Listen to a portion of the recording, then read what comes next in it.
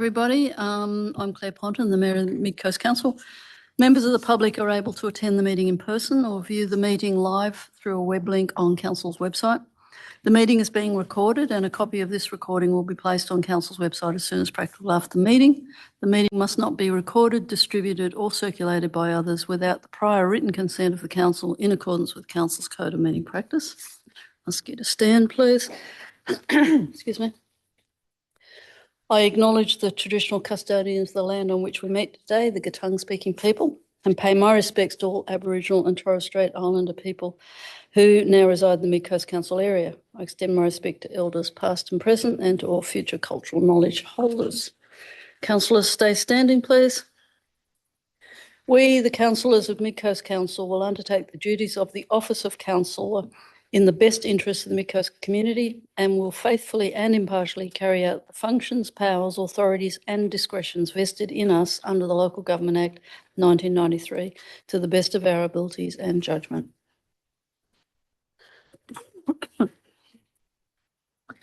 Need to start by acknowledging that we have some requests for leave of absence. So I will move that the leave of absence sought by councillors Graham, Mackenzie and Howard be accepted and that leave be granted. Could I have a seconder, please? Councillor Turnbull, all in favour? That is everybody. Thank you. Carried. Confirmation of the minutes. I move that the minutes of the 27 May 2026 ordinary meeting, copies of which were distributed to councillors, be taken as read and confirmed as a true record of the proceedings. Seconder, please. Councillor Turnbull, thank you. All in favour? Thank you. Carried. We had a public forum this morning. There were 8 speakers. We had, that one didn't arrive. We had Jennifer Power on behalf of Pacific Palms Community Association speaking in support of item 16.6 Bluey's Beach Village Concept Design. We had 3 speakers speaking against 14.3 proposed code SEP amendments for paper subdivision areas. They were Ms Claire Pascoe, Mr Simon Fowles and Ms Annette Hawkway. We also had 2 people speaking against DA 14.1, which is the Wingham Road Taree Demolition and Service Station. They were both from PM Anderson Consulting, Mr Matt Prendergast and Mr Charlie Granger. And we had Mr Mike Flynn speaking against item 15.3, Foster Little Street Boat Ramp Management Plan. Thank you.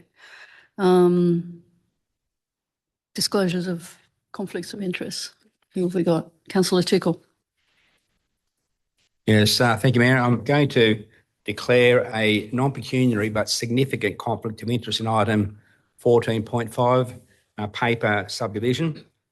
Paper subdivision. Yeah, the reason for the conflict is I have a niece who is a property owner in land affected by that, and only recently came to my attention, and a brief conversation with her, I believe by perception is conflict to me, and I will not participate in discussion or debate on this matter.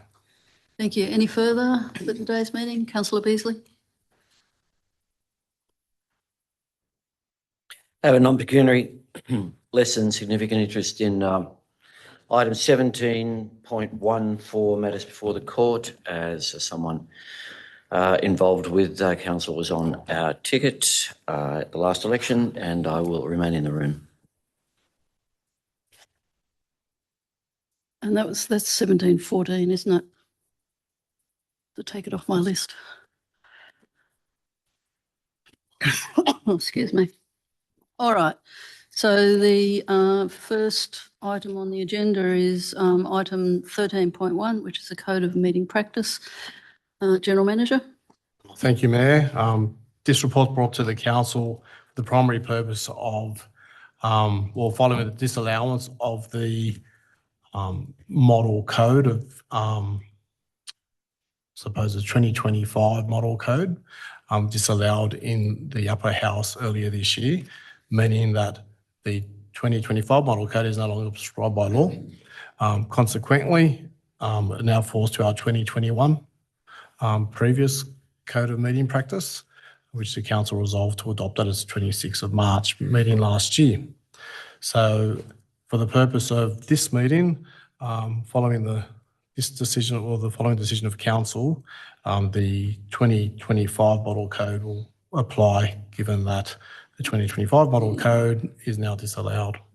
Consequently, the minister has 4 months until he can make prescribe a new model code. So we'll be no doubt receive something later in the year which council will need to resolve upon, consult with community and have debate on, after which we'll have another model code. Thank you. Could I have a mover for this one? It's as messy as it sounds. It is messy. Councillor Miller. Thank you, Mayor. I move that Council rescind Resolution 2025-448, which adopted the 2025 Model Code at its ordinary meeting on 10th of December 2025, now disallowed. Note Resolution 103-2025, which adopted the 2021 Model Code at its ordinary meeting on 26 March 2025, now the prescribed Model Code. Amend the order of business in Part 8, non-mandatory provision of the Code as per Attachment 1, noting that this version is the order of business was publicly exhibited in November 2025, and amend its ordinary meeting schedule to commence meetings at 2 p.m. in accordance with Table 1 in this report. Thank you. And a seconder. Councillor Turnbull. You're getting in quick today. Sorry. Councillor Miller. Thank you, Mayor. I was going to put a point 5, which was send a thank you note to the Minister, but I chose to leave that off. If ever there was proof that Council is a child of state government, this is it. And my plea to the Minister is please stop mucking around and let us get on with serving our community. Thank you. Any further speakers? Councillor Tickle. Yes, thank you, Mayor. I'll endorse what Councillor Miller said, but maybe speak a bit longer. It's not a competition. No, it's not. It's not.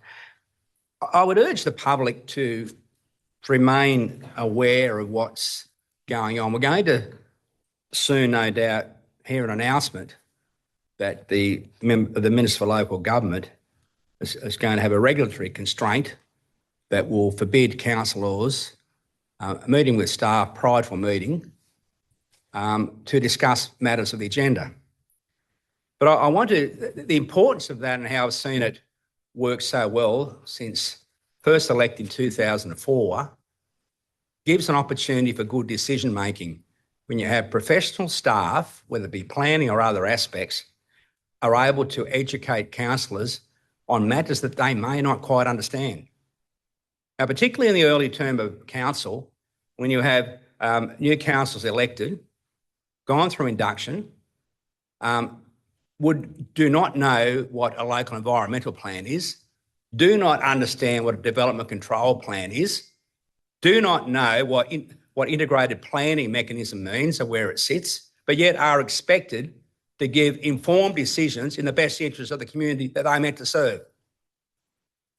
This matter went to the Legislative Council and was dismissed because they saw that that was not in the public interest. But yet the Minister is going to choose to use his ministry powers to imply a regulation upon council that once again, councils throughout New South Wales, which once again is not in the public interest. In my experience, in those years since 2004, I have never ever seen in this area one instance of caucusing where a group of councils will apply a block. But what I have seen is good decision making where the councillors come to a meeting prepared to ask the right questions, prepared to go on the public record, prepared to debate, so the decision made is an informed one. I think it's incumbent upon the public to make a stand, because the Minister will say, oh, look, it's the council, it's the local government association beating their own drum. Well, I'm calling on the public for you to beat a drum too, because we are your council. We have been elected to serve you. And if we want to serve you properly, that involves a collegial response from the staff so that we make the right decisions. Thank you, Mayor. Thank you. Any further speakers? Councillor O'Keefe. Thank you. Commending all councillors that have spoken so far. I mean, the point is very clear. Local government is a function of state government. It's worth reiterating that the disallowance that has brought this motion before us today was indeed a function of the Legislative Council i.e. the upper house of our state government. And I, for one, am very glad to see an actual use for the upper house in the state government. I hope to see a second within my lifetime. That said, everything that Councillor Tickle just said, he probably said it better than I was going to say. The state government needs to be made well aware of the impact that it's having on a local level. I mean, they are well aware, let's be honest. They need to be reminded that everyone else can be, and hopefully one day will be, just as aware as we all are here around the table. Thank you. Thank you. There was somebody else with their hand up. Councillor Beasley. I consider that point 3 in the recommendation is actually factually wrong. I have on my computer a PDF of the draft code of meeting practice, which was created on the 15th of November last year. And the source is Have Your Say, which is on our council website, with a different order of business. So the order of business that we are voting on today places the motions and questions at the end of the order of business, whereas on the document dated the 15th of November, it is the previous order of business. Therefore, I'll not vote for this particular motion.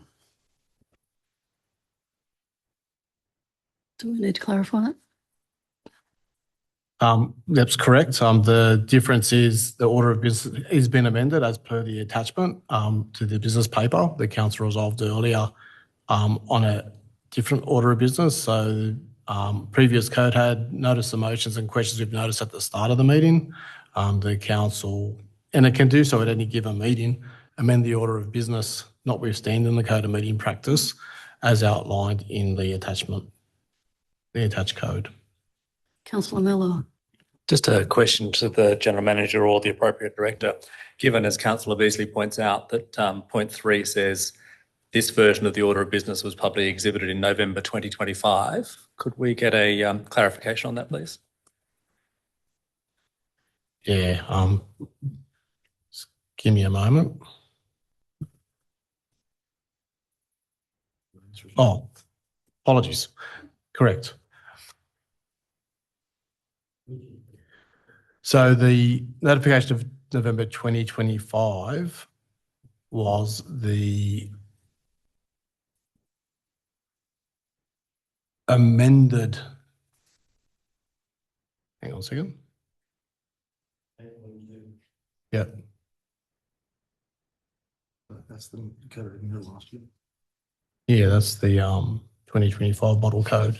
So that's the 2025 model code that was publicly exhibited, and that outlines the order of business which we're now going to adopt in the earlier model code of meeting practice. Yes. So we're picking it up from the later version, sticking it back in the earlier one because it wasn't there. The purpose of item 3 in the recommendation is to note that the council had previously exhibited that amended order of business to the community previously. Yep. It's just really just to note. Yep. Okay. Thank you. It will, well, sorry, Councillor Beasley, if for a start you're sitting down, you need to stand up to address this council. You can ask a question according to the code of meeting practice. You can't just sit there and say, I dispute it. So do you have a question? A clarifying question, perhaps? Trying to help.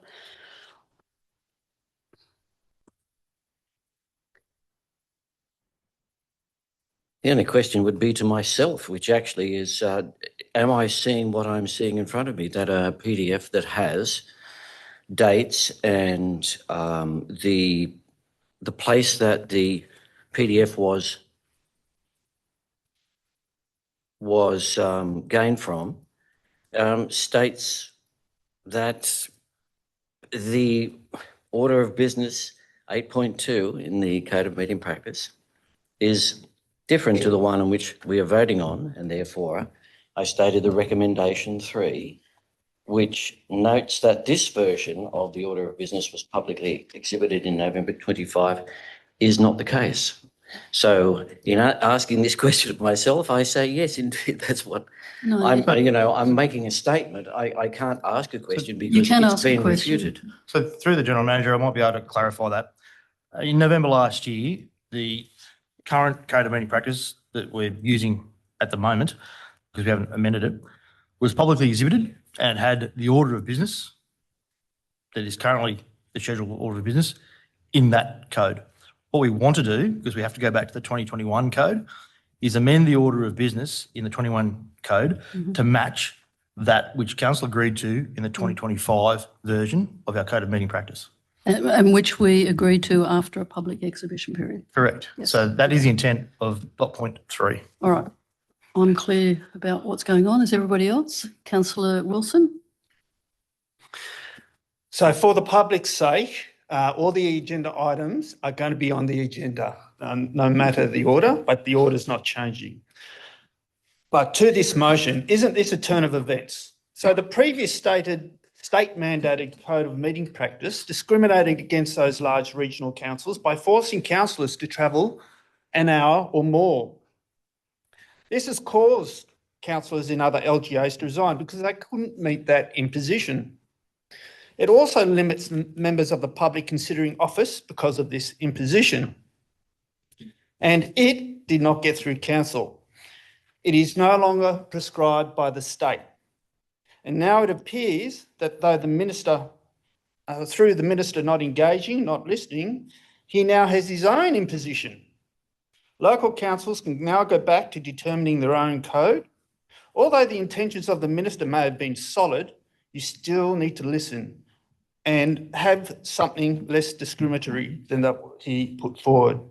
This is a great outcome. It means a code of meeting practice that is good for regional New South Wales, good for us, and not one designed by a Sydney minister and an ex-Metro mayor.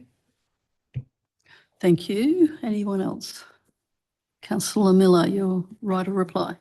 Mayor, I think it is a right of reply in regards to Councillor Beasley's comments. So I have had a look at the October meeting, which is when Council resolved to put the Code of Meeting Practice on public exhibition. And on page 348 of the attachments of that, Councillor Beasley, I believe, is right, that it has the question with notice and the notice of motion before the reports to Council.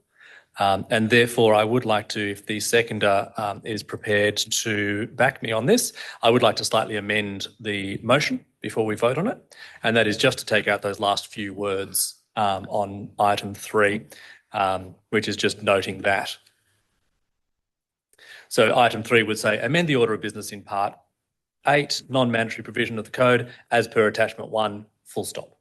And I would say take out noting that this version of the order of business was publicly exhibited in November 2025, because I think Councillor Beasley is quite correct in what he's pointed out, if the seconder is happy with that. Yep, I just need to check that. Yeah, We can do that. We could do that. Otherwise, you just say, noting that this version of the order of business was adopted in December 2025. I think it's cleaner just to remove it. Yep. Yeah. The point was to say it had been exhibited, but it was adopted in November. Thank you. All right. Thank you. So we've got a slight change. Minute takers, did you get that? Everything after the sentence in point 3 to be deleted? Comma. I don't know what I said. Everything after the comma in the sentence.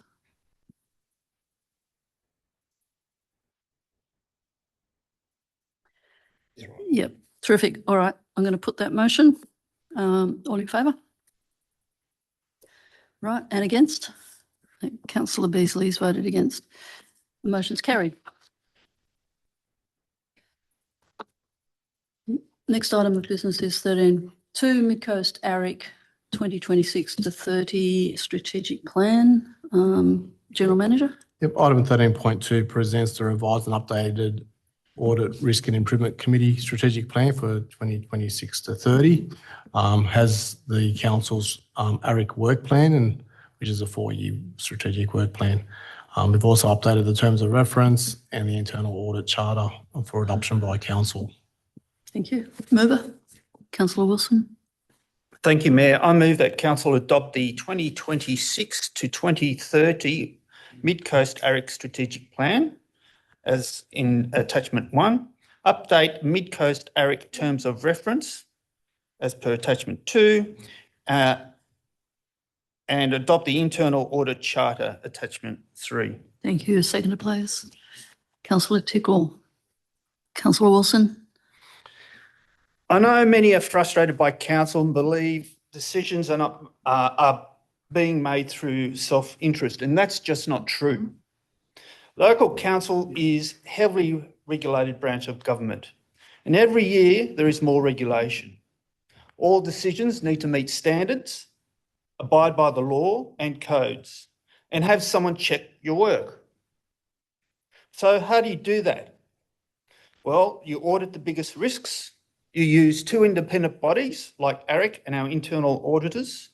You develop a plan that is strategic over many years and a plan to look at the business in the immediate 12 months. Although I might sound like a broken record, repeating what others have shared, ARIC identifies and researches the risks, identifies improvement plans, and has no council voting members. It's independent. That's how you do it. It may not look at every operational aspect, every work instruction, or every employee's conduct. It's not designed to do that. It does ensure the business can execute on its responsibilities. It has good practices and processes and identifies opportunities and acts on those. ARIC is a necessary independent level of governance, and having this documented is paramount. Thank you. Councillor Tickle. No, thank you, Mayor. Anyone else? No, I'll put the motion. All in favour? That's everybody. Thank you. Carried. 13.3 is matters outstanding. Councillor, sorry, you're not a councillor. General Manager. Thank you, Mayor. Item 13.3 provides an update on outstanding resolutions from 1st of January 2018. Thank you. Mover. Councillor Turnbull. I move that the information provided in the Resolution Register 29 June 2026, Attachment 1 be noted. Thank you. And a seconder. Councillor Irving. Do you wish to speak to it, Councillor Turnbull? Councillor Irving? Anyone? No. Put the motion. All in favour? Is everyone? Carried. 14.1 Sustainable Development. This is for DA 2025 /0959 276 Wingham Road, Taree, for the demolition and construction of a service station. Where's this one go? Executive Manager. Thank you, Mayor. Through the General Manager, yes, this item relates to a development application for a service station at 276 Wingham Road, Taree. Key planning matters include traffic and access, residential amenity, visual impact, overshadowing, light spill, noise, earthworks, stormwater and site suitability. The proposal includes a variation of more than 10% to Council's local environmental plan relating to the height of a pylon sign, resulting in the application being reported to Council for determination. Thank you. Mover. Councillor Miller. Thank you, Mayor. I move that development application DA 2025-0959 for the demolition of the existing dwelling and structures and construction of a service station at 276 Wingham Road, Taree be refused for the reasons set out in attachment 1. Thank you. Seconder. Councillor Turnbull. Councillor Miller. Mayor, I know there are questions on this and I'd like to take part in the conversation, so I reserve my right to speak at this point. I may choose to speak later. Yeah, that's fine. Or you could ask questions. That's right. It all works. Who would like to kick off? Councillor Tickle. Yes, thank you, Mayor. I would like to speak against the motion, but now I'll ask a couple of questions. Through the General Manager, to the Executive Manager, Sustainable Development. The Greater Taree City Council 2010 Local Environmental Plan, in reference to that, so the question is, would this development application be permissible subject to consent? And secondly, the draft local environmental plan of Mid-Coast Council, would this development be permissible under the draft local environmental plan? Through the General Manager, the current local environmental plan permits the use of a service station. The proposed draft LEP for Mid-Coast precludes it in the residential zone. Thank you. Mayor, may I now have the opportunity to speak against the motion? Yes, I guess so, technically. Unless this is, okay. Thank you. I'm only going to speak this to the extent that I give respect to the staff report where there's clear grounds for refusal. And as the executive manager, has elaborated, yes, we can approve this under the Greater Otaria City Council local environmental plan, subject to looking at the merit argument on the proposal. And the merit argument for this report does not stack up. It should be refused. But I'm also mindful that a proponent does have the right to be heard, does have the right to be given a full opportunity to put the merit arguments before the elected body. They have asked an earlier meeting for a deferral because they have further information which they believe may clarify some of the concerns expressed by council staff. Whether or not, in the fullness of time, that is enough merit argument to warrant approval remains to be seen. Based on this, probably won't, as I currently see. However, I believe in fairness, they should be given an opportunity. So I would move an amendment that the determination of this matter be deferred to the August meeting of council.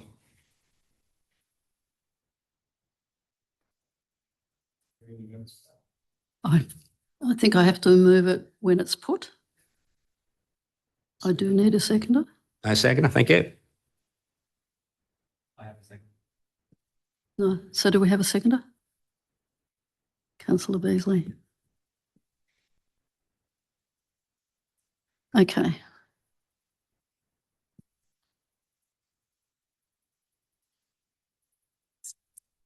Do you wish to speak further at this stage? Thank you, Mayor. Councillor Beasley?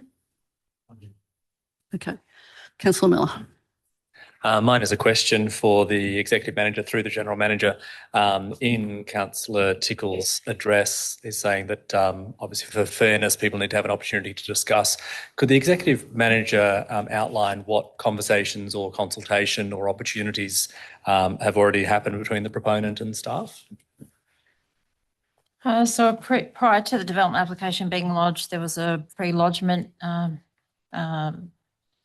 process undertaken, and so written feedback was provided to the proponent on that, and that's referred to in the report. After the development application was lodged, a further information request was sent to the applicant via written form as well, and council received a response. It was inadequate.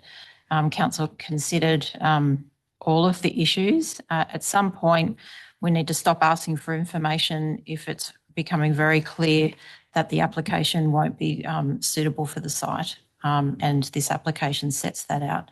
Understand that the manager of major assessments also reached out to the applicant on more than one occasion in the lead up to the council meeting and explained all of the significant issues that are yet to be overcome. So that happened as well. I'd like to add a question to that. So if this was deferred, what is your, I guess I can only ask for your judgment as to whether or not it's possible, because you've got a long list of issues with this application, quite a few areas where it sort of doesn't stack up. What is your judgment that, given further discussion, you would be able to overcome, or the applicant would be able to overcome all of those objections? Through the General Manager, I guess in my professional opinion is that it would be very challenging and highly unlikely. We heard this morning about many of the reasons within the reasons for refusal weren't determinative, but cumulatively, and you need to think about that cumulatively, and not each individual issue on its own. There's significant issues, and it all adds up to the site not being suitable for the proposed use. Thank you. Any further debate or questions?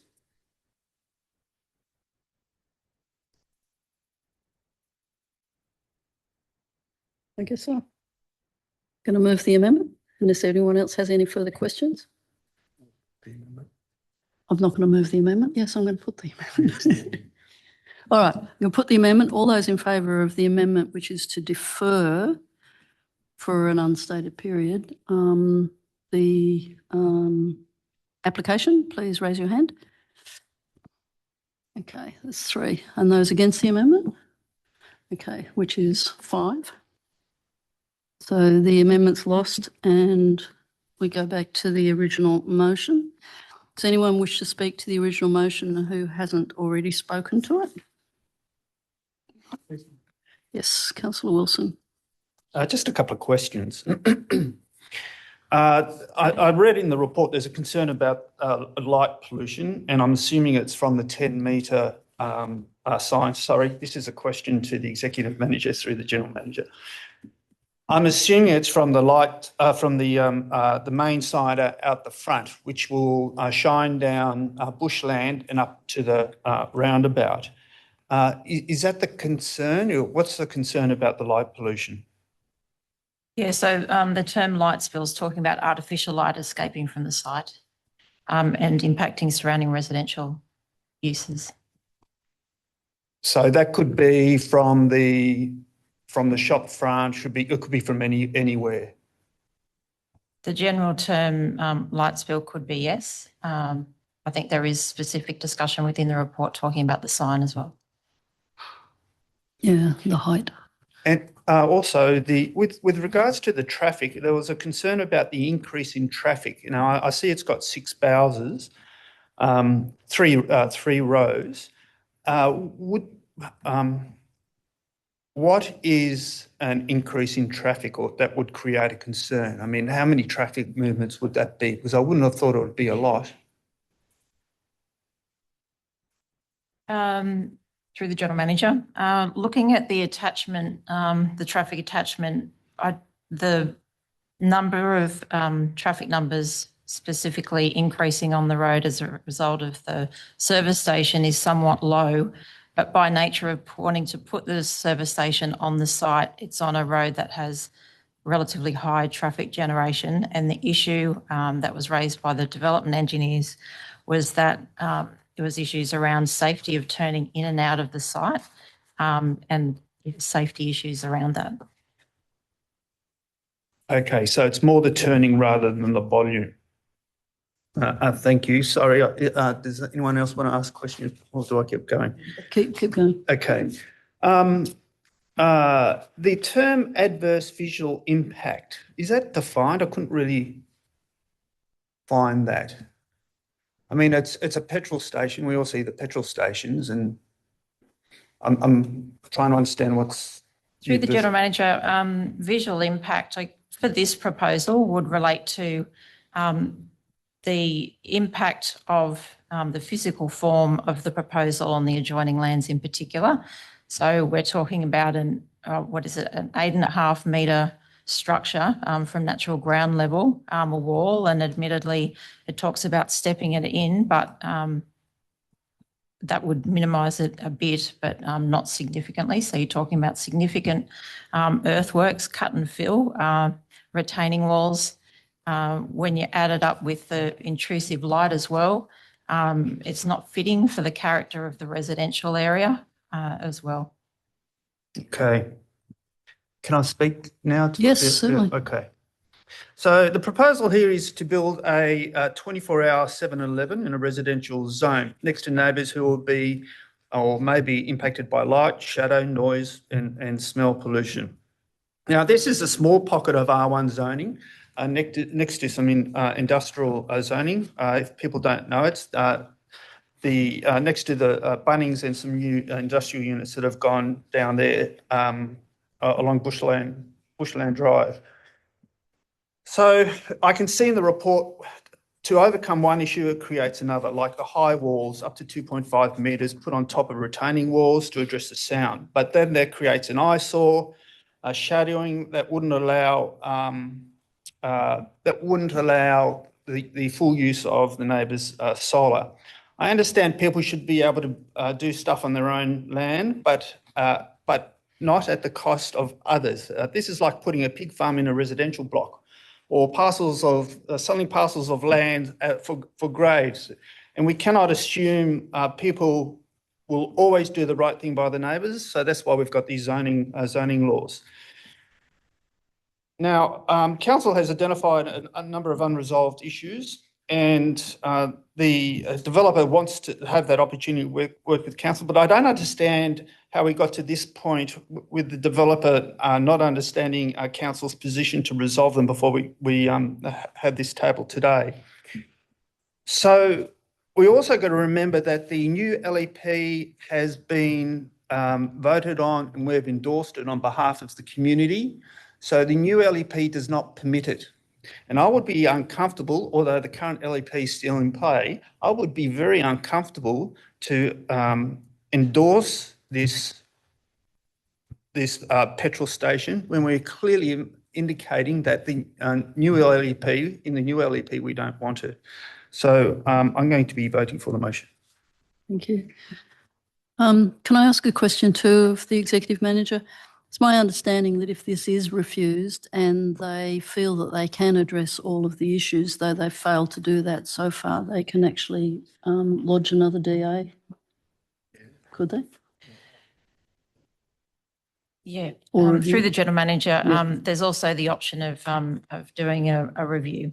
So there's an application process of which they can apply back to council and ask for an independent review of the potential decision. Yeah. Okay. Further speakers? Councillor Miller? A question for the General Manager or through him to the Executive Manager. Councillor Wilson has talked about the new LEP and because that is a draft that has been sent off to the state government. At what point is the new LEP something that is considered by staff or by councillors in considering these sorts of matters, and what sort of due consideration should be given considering it is just a draft at this point? Through the General Manager, in this regard, it would be a signal for what the strategic intent is for the zone. And so that would be a signal to us, something to think about. But when you add up all of the issues that are listed within the report on site suitability, it certainly talks to that point and supports that position. Anything further? I'll speak briefly to it if that's all right, Mayor. As I didn't speak earlier, it is rare for us to see staff recommending refusal for a DA. And I have to say, I've never seen a recommendation for refusal with so many grounds for refusal. So the staff have said it's due to unresolved traffic, access, amenity, built form, earthworks, light spill, noise, and site suitability concerns. Normally we might see something with one of those things. And that's why I appreciated what Councillor Tickle was trying to do.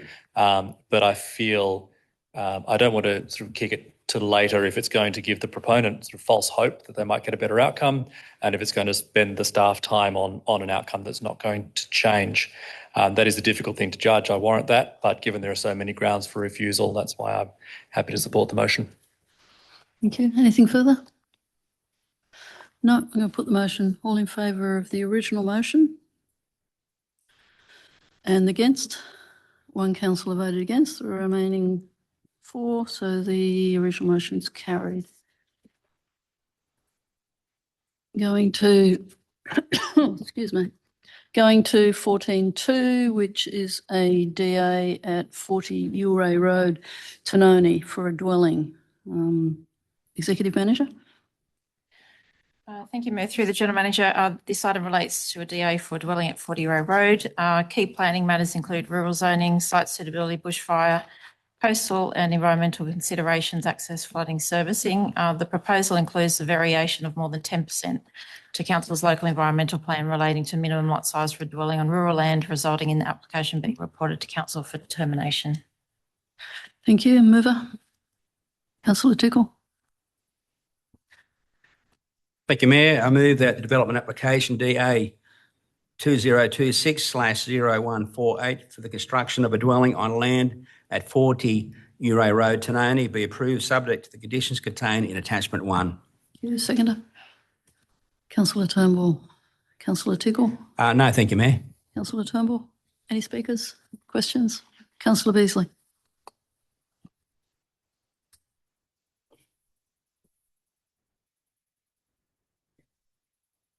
Oh, sorry, I just wanted to check the page that I was on. I'm just noting that in the background, that this has quite a history to it.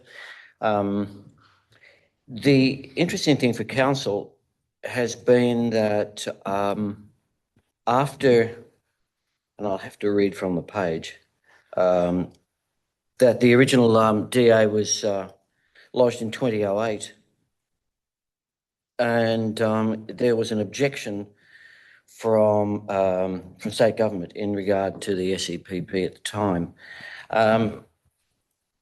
Then council reassessed it and was satisfied that the objection to the development standard was well founded, the variation was justified. And then the applicant subsequently appealed. And at that time, the Department of Planning raised no objection. So whomever this person is has been through the ringer a number of times because of government either action or inaction. So I trust I'll certainly be supporting this today. Thank you. Any other speakers? No, I'll put the motion. All in favour? Is everybody carried? 14.3 is North Shearwater Planning Agreement. Executive Manager. Thank you, Mayor. Through the General Manager, Council is asked to place a proposed amendment to the North Shearwater Planning Agreement on public exhibition. The amendment aligns land dedication, maintenance, contributions and registration requirements with the approved development consent. If no objections are received, the agreement can be adopted and registered. Thank you. Mover. Councillor Tickle. Thank you, Mayor. I approved as per the printed agenda, items 1, 2, 3, 4 and 5. Thank you. Seconder. Councillor Miller. Councillor Tickle. No, thank you, Mayor. Councillor Miller. Thank you, Mayor. Just to say briefly that this is to put the plan out for public exhibition, and as I've often said, I've never seen a plan that comes back that's not improved by public exhibition. So I do encourage the public to have a say, particularly if they live nearby or are impacted positively or negatively, have any concerns, or if they want to tell us that they like it. But always when we see reports come back from public exhibition, there are good suggestions and clarifications, and the report is better for it. Thank you. Any further speakers? Councillor O'Keefe. Thank you. I'll be voting for it. I just want to point out Section 2, should no objections be received, it will be adopted as exhibited. Section 4, should objections be received during the exhibition period, it will be reported to council. So to the relevant manager or executive manager, that means that it will come before the elected body, correct? If there's an objection. Correct. Even one objection. Correct. Okay, thank you. Yeah, just clarifying that for anyone that wanted to listen. Even one objection, it's all it takes for it to come back to the elected body, and no one has to, say it didn't come before the elected body. It will be a nice litmus test, considering this is close to where I live, to see if anyone is paying attention. That's all. Thank you. Any further speakers? Councillor Beasley. Again, I have a question through the General Manager to the Executive Manager. On page 58 under financial and resource implications, it's written that the land be suitably embellished and improved prior to any dedication. Could Executive Manager just outline what is required of this particular piece of land or pieces of land? Possibly there's land and wetland and other things involved.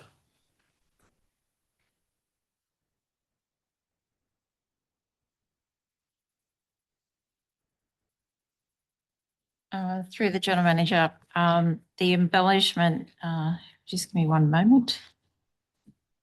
Stages 4 and 5, we don't yet know the details, but under this development application, you'd have to give me a minute to go and find the answer. Just a moment.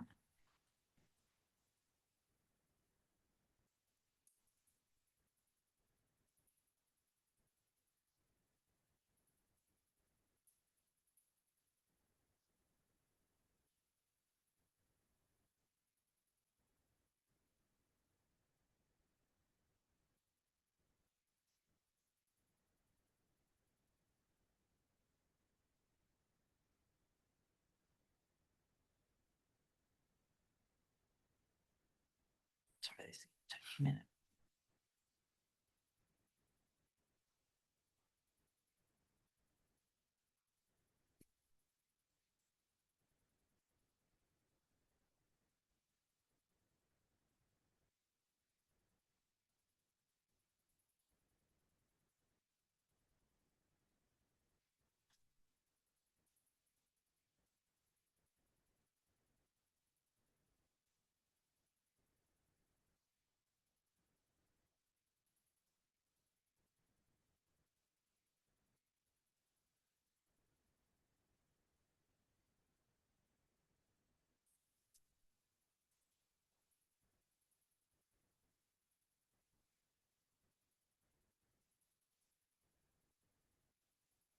Is the detail I'm asking for in the attachment?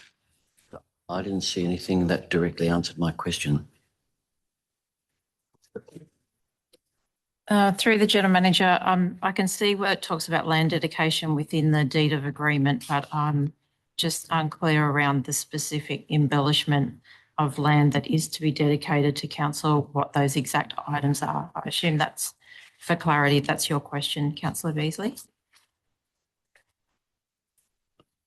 Yes, I like to know, say, how much land is being dedicated, what sort of condition it was in, and what might need to be done, cost to developer, those sorts of things.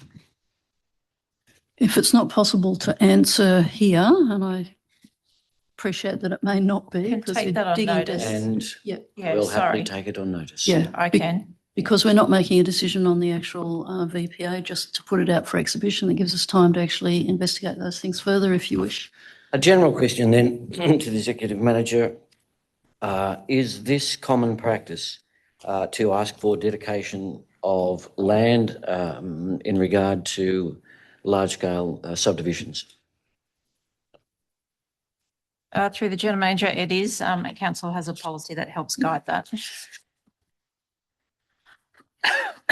Any further speakers? No, I'm going to put the motion. All in favour? So everyone? Carried. 14.4 is the draft Mid-Coast Local Environmental Plan update. Executive Manager? Thank you, Mayor. Through the General Manager, Council is asked to progress a planning proposal to amend provisions applying to paper subdivision areas. Following public exhibition and agency consultation, no changes are proposed and the matter is recommended to proceed to finalisation. Okay. Mover, please. So just Yeah. for clarification, we're 14.4, I think. Yeah, I thought we jumped over one. Yeah, that's okay. I'm happy to move 14.4 unless you'd like to go back to the Executive Manager, Mayor. That's fine, I think. That's right. I think we can explain it in debate. That's okay. I thought I heard. Yeah. I thought I heard a word there. I'm ahead of Astray. myself, apologies. Yeah, no, you're through fine. Through the General Manager, this item updates Council on the draft Mid-Coast LEP, which is awaiting finalisation by the New South Wales Department of Planning, Housing and Infrastructure. Council is asked to support a letter seeking progress on the LEP and endorse minor amendments to improve its implementation. Yeah, thank you. Councillor Miller, you're going to move it? I would be happy to move it. Thank you, Mayor. I move the Council endorse the General Manager's letter to the Department of Planning, Housing and Infrastructure as shown in Attachment 1, and that Council advise the Department of Planning, Housing and Infrastructure that Council supports the amendments to the draft Mid-Coast Local Environment Plan as shown in Attachment 2. Thank you. Seconder, please. Councillor Tickle. Councillor Miller? So the community will remember the Know Your Zone and all the extensive consultation that happened through 2024 and even earlier about the change to the Mid-Coast Local Environment Plan. It was about bringing the 3 LEPs from 3 councils into a single new Mid-Coast Local Environment Plan, and it governs what you can do on your land, what you can't do on your land, zoning, all sorts of things. There was a huge body of work and a phenomenal amount of consultation with the community. There were, pop-ups. I went to one at Old Bar Shops. They were at markets. They were all over the place. It was a huge body of work. And all the way along, we were getting updates from staff that had a timeline, which was an agreed timeline that we were working to. And the staff worked very hard and councillors had to move a lot of motions to get that through. And the LEP was sent off to the department. So it was endorsed by council in February 2025. And under the timeline which had been agreed with the department, it was all the way along, we were expecting it back from them in April 2025. So that's well over a year ago. And I was going to say tumbleweeds. We haven't even got tumbleweeds. We'd appreciate tumbleweeds. That'd be something. We haven't got anything back from the department. This is a huge body of work that council staff and councillors and the community did excellent work on. I have to say that the level of community engagement was excellent. There's no other word for it.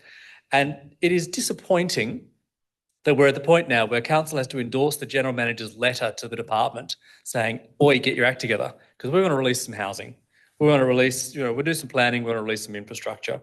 Just a quote from the report, this extended delay in finalising the plan impacts on housing initiatives that are waiting to utilise new provisions in the plan and could potentially delay planning proposals that are being assessed.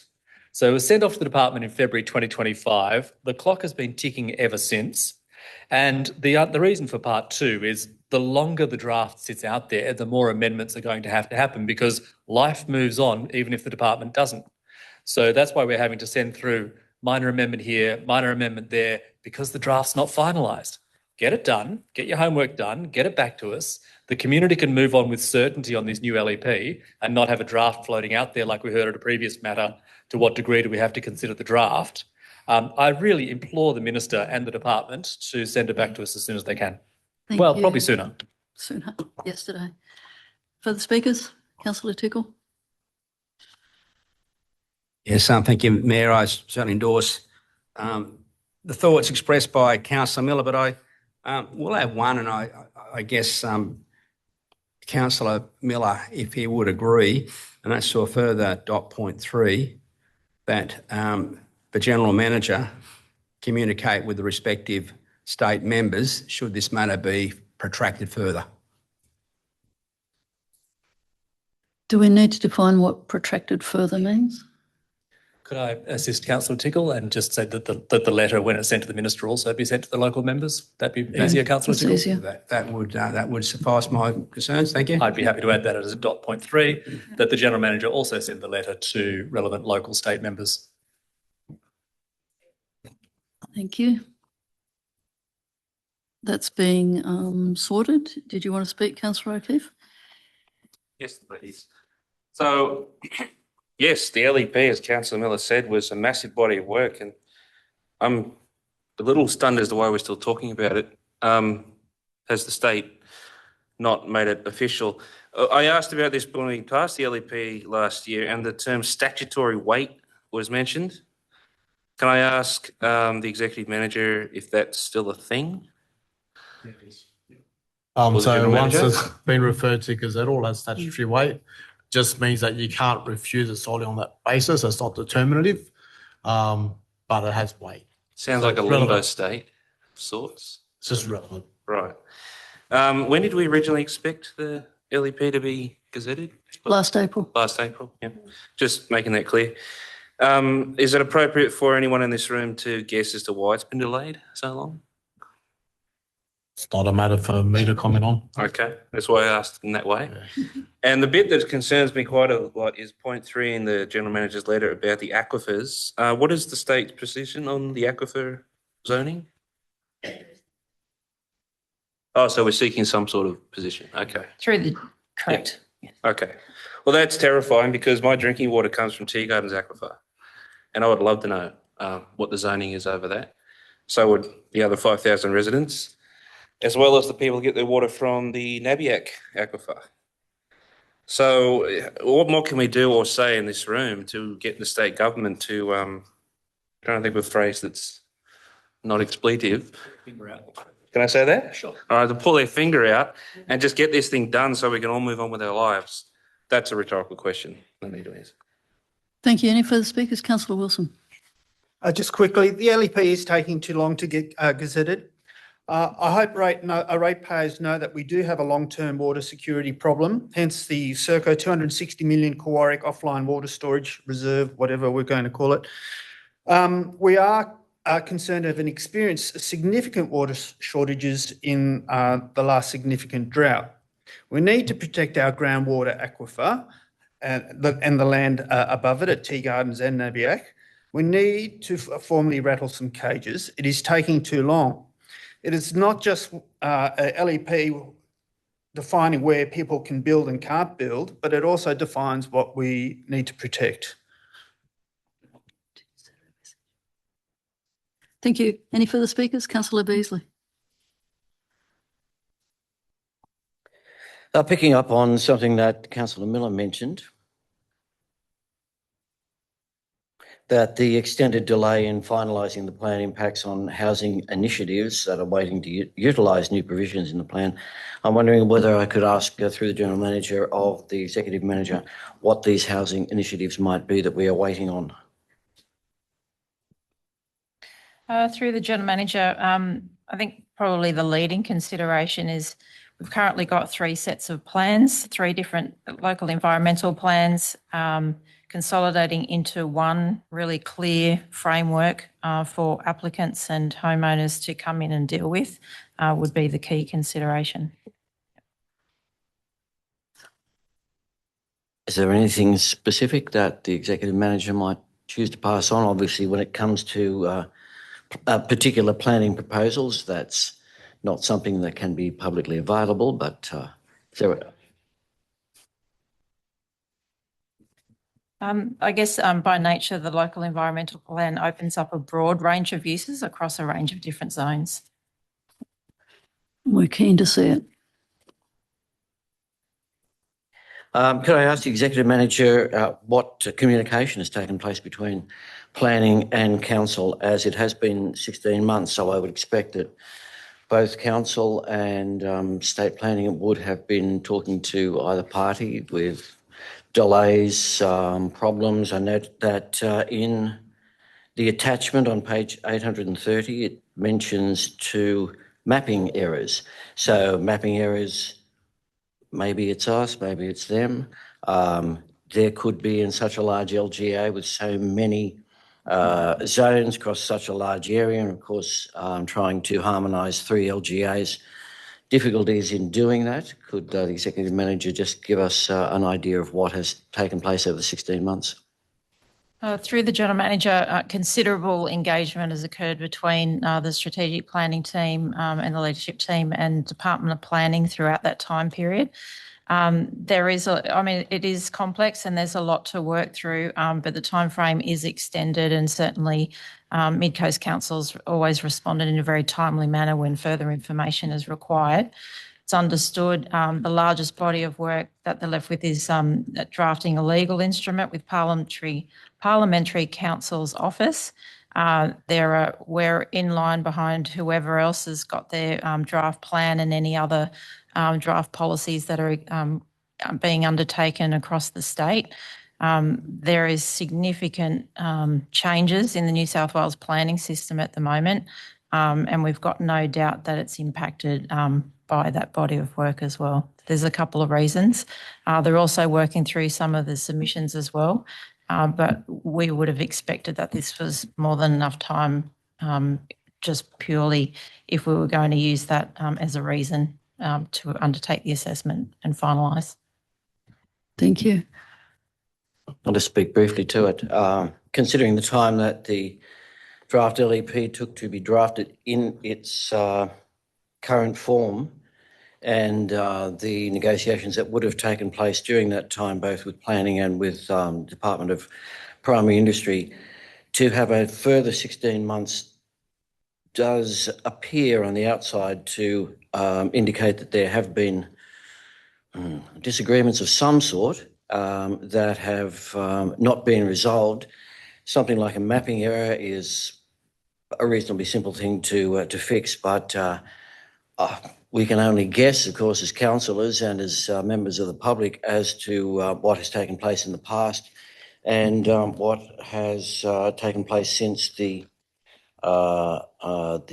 motion of February 25 to send this off to planning. We still don't know. There'll be a presumably after this vote, the General Manager will write to the government, and we will wait longer. But it's at the moment, for certain people in this area, certain people who I've spoken to directly and others whom I have only been in occasional contact with through email. There's concern that their properties are being rezoned into more restrictive zonings, and these are not just blocks of land, these are sizable farms. It's taking place over big areas, certainly north of, and I haven't looked at the whole LGA, and it's very difficult to look at the whole LGA because I think it was February 4th meeting to the executive manager was asking about rezonings and numbers of blocks that had been rezoned and how many rural blocks had been rezoned to C ratings. And the answer that came back was, well, we don't have an answer. It's there's just a lot of things taking place in there, and it would take someone a lot of time to do it. So I've spent some of that time doing it and have made it available to as many people as I can and as are interested. And it's a shame that not more people aren't interested because it affects their use of their own land. I should have a shout out now to all of those up Shallow Bay Road and in that area of Coomba. They should be checking what happens to their land at the time of the gazetting of the LEP. Out along the Lakes Way towards Bulladila from Pacific Palms, certainly north of Gloucester, and there's a whole area that, and this is only what I've found. So really, I think that if people want to take an interest in what they can do on their land, they should be going to the mapping portal. They should be seeing what they are currently zoned and what they will be zoned when this particular draft LEP gets gazetted by State Parliament. Thank you. Can I just clarify with a follow-up question to an answer you gave before, Executive Manager? You mentioned that the department had come back to us at least on a few occasions asking for further information. In all the discussions that have happened, are they raising issues of policy about how we've done it, or what are the clarifications they've been seeking?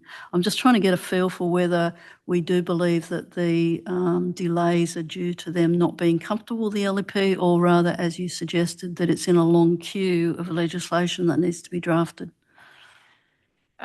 Through the General Manager, the strategic planning team meet with the department on a monthly basis. And so that's like the intent is to try and keep moving through. They've got a range of submissions that they need to deal with. It's more at an individual issue level rather than an overall issue with the local environmental plan as a whole draft. Okay, thank you. Any further questions or speakers? No? I'll put the motion. All in favour? Do we need to bring it up? You remember yeah. Can we just put it up on screen just to remind ourselves, please?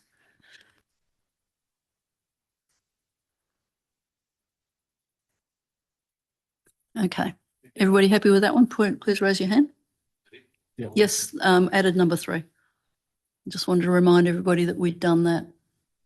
Okay, and again, that was 4. Yes, and against. Right, one councillor voted against, the remainder voted for. The motion is carried. Moving to 14.5, this is the proposed code, SEP amendments for paper subdivision areas. Executive Manager. Thank you. Through the General Manager, Council's asked to progress a planning proposal to amend provisions applying to paper subdivision areas following public exhibition and agency consultation. No changes are proposed and the matter is recommended to proceed to finalisation. Thank you. Could I have a mover, please? Councillor Miller. I move that the planning proposal code SEP amendments for paper subdivision areas, attachments 1 through to 4, be referred to New South Wales Department of Planning, Housing and Infrastructure, requesting that the department make the plan. Thank you. I'm just going to quickly note for the record that Councillor Tickle has left the room in accordance with his conflict of interest. I need a seconder, please. Councillor Turnbull. Thank you. Councillor Miller. I'd like to start with a question, if I could, to the Executive Manager who's getting a long run today. Sorry, Executive Manager, through the General Manager. We had some speakers this morning, and my question is, we heard from a speaker who understood that work she could do yesterday could not be done tomorrow, even with a DA. So could the executive manager just specify what can a landowner in those affected areas do yesterday? And if this passes, what can they do tomorrow? What changes, what can and can't they do? Through the General Manager, for clarification, the change is purely the planning pathway to approval, not changing what can and can't be done on paper subdivision land. I just want to really be clear on this because I think it's important. And I think there might be some misinformation in the community. So if I can ask a different way, what you could do yesterday on your land, you can still do tomorrow. You just need a DA to do it, and you need to do a DA. That's pretty much the difference. Would that be right? Through the General Manager, correct. Thank you. You can still do it.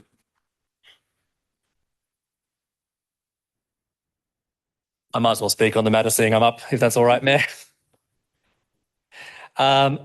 I did have one other question, which may go to the Director of Corporate Services, because it's about the public engagement, because there was also a question at the meeting this morning saying that people hadn't seen the letters.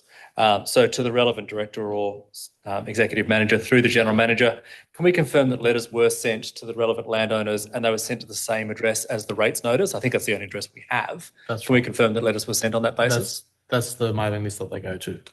And letters were sent to the affected Correct. areas. Thank you. In which case I'll now speak to it. We had 163 submissions received on this matter, and there are some issues with unauthorised work and dwellings that are in these paper subdivision areas that I think council and the community has struggled with for quite some time. And what this does is seeks to clean that up. And rather than in a typical urban area, you could probably put up, I think, a carport without a DA. You could put up a minor work without a DA, a shed perhaps. And what this is saying is in the paper subdivision area, you would need a DA to put up the shed. What that allows council to do is have a little more rigour around the development that is going on in that area, and to ensure that unauthorised works are controlled. And that suitable fines or takedown orders might happen for unauthorised work, because at the moment it's just a little difficult to be carrying out that kind of check on unauthorised work. So I do want to be really clear to the community. This isn't saying you can't do anything on your land. This isn't saying that your land is now worthless. This isn't saying that you can't, do everything you could do yesterday. What we're saying is, because of the level of unauthorised work in that area, and just to kind of tidy things up, what we're trying to do is allow you to do as much as you could do today. We're just having to say, look, some people might have ruined it for everyone else, so you do need a DA to be able to do it. Another approach would have been to change them all to unauthorised works and just be done with it, but we are really trying to allow landowners to do as much as possible within the limitations of that land and the intended use of that land. So you can do everything you do yesterday, you can still do it tomorrow, you'll just now need a DA to do it. Thank you. Anything further? Councillor Turnbull? I just have a question based on the information that was shared this morning as well. It was shared that the fire trails weren't being maintained by council. My question to the relevant person is that a council responsibility? Is that something that we need to do, or is that someone else? Okay, Executive, Through the General Manager, council's the default road authority for any land that's identified as a public road reserve in our local government area. So it's not that we're obligated to do anything, it's just that we become the default under the legislation. Now, that legislation provides an onus on council for care, control and management of the land, i.e. not the ownership. And within that, council has the ability to set both two things. One, the standard of construction of that, ranging from what you see out here is divided carriageway 2-lane roads down to unconstructed. And there's hundreds of kilometres of road reserves within our area that are totally unconstructed. In addition to that, council can also determine the level of maintenance that's applied from relatively unmaintained to high levels of maintenance as well. There's no minimum obligation on any section of road for council to provide. Obviously, it's ideal for us to be in a position to provide access for the benefits of our community. However, the real expectation is we've got 3,646 kilometres of roads that we currently actively maintain, and we already can't do half of the work that we should do on those roads. So I don't know that there's any capacity for us to be able to provide any higher level of service in that regard. Thank you. Councillor Wilson. Through the General Manager to the Director of Infrastructure and Engineering, is a fire trail a road reserve? It doesn't necessarily need to be. There are fire trails through other government entity land, through council's operational land, or through private properties. Generally, where it's through private properties, there's easements and those sorts of things in place that have an obligation on the owners of the property for maintenance, or come back to works around the RFS in particular areas. They might also maintain them. Where it's our operational land, and there's some good examples at Smiths Lake, where we would probably maintain them as part of operations and management of that land. Okay, fair enough. So we don't maintain all fire trails. Thank you.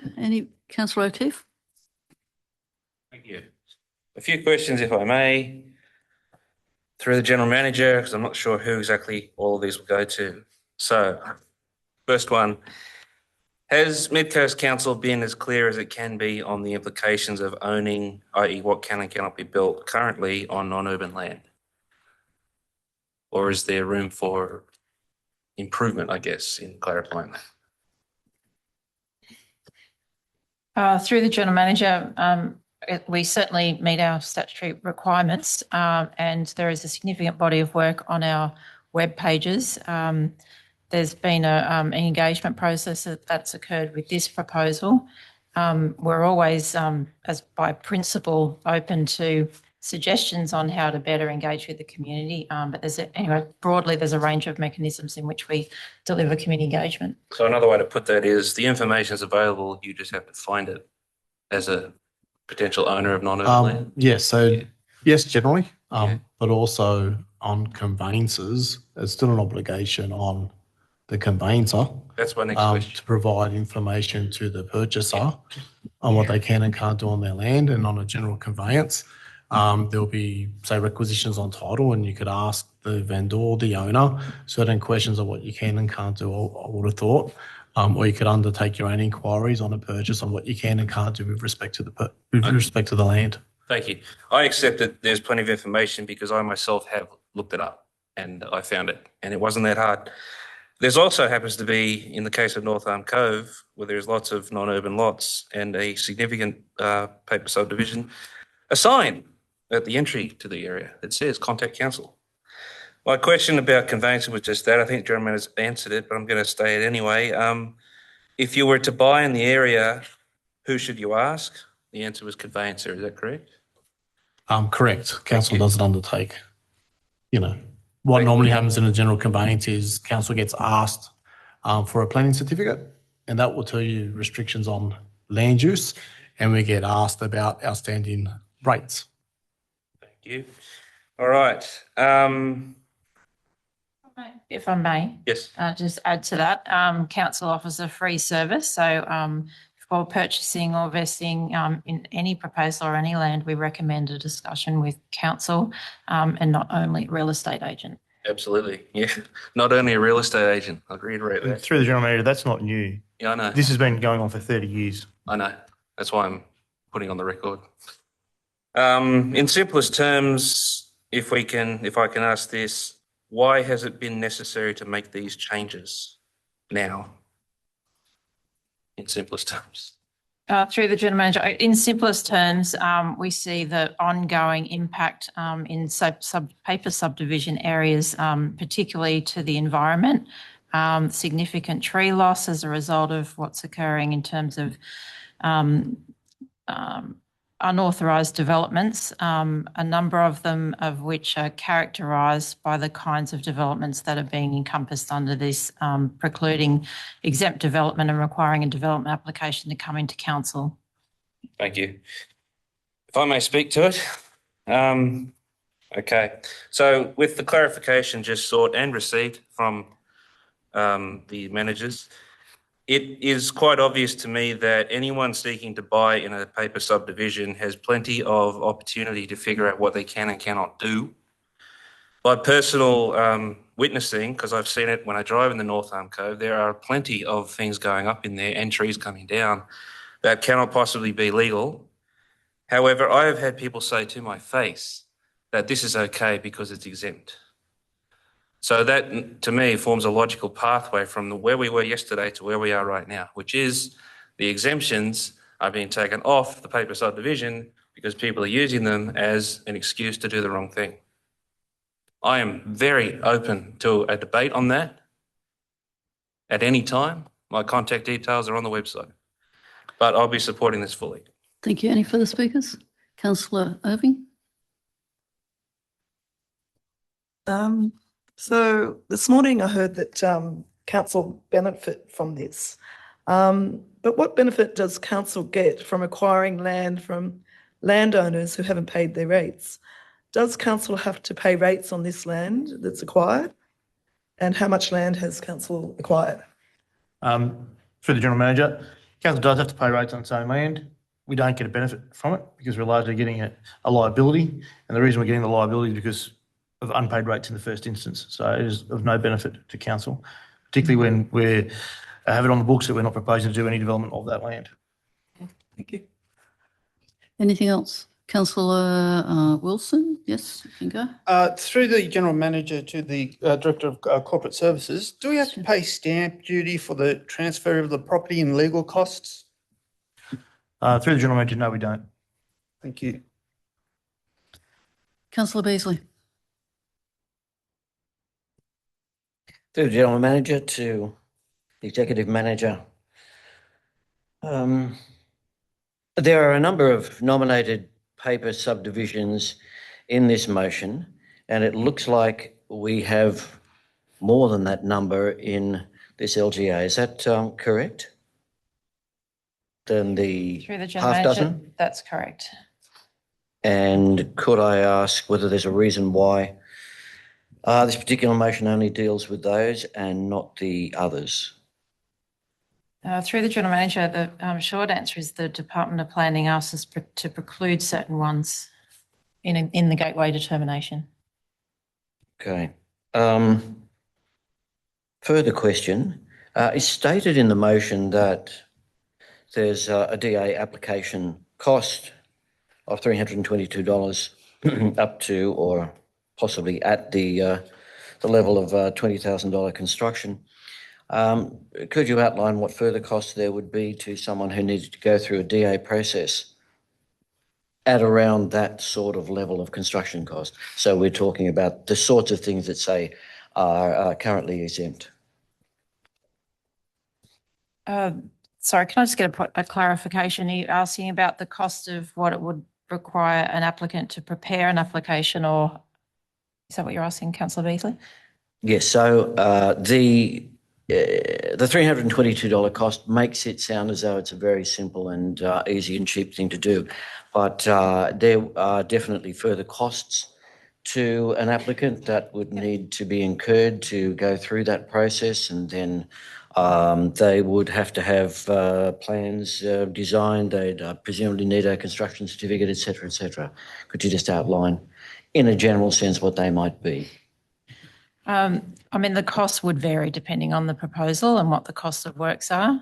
But yes, you've got the cost of a development application.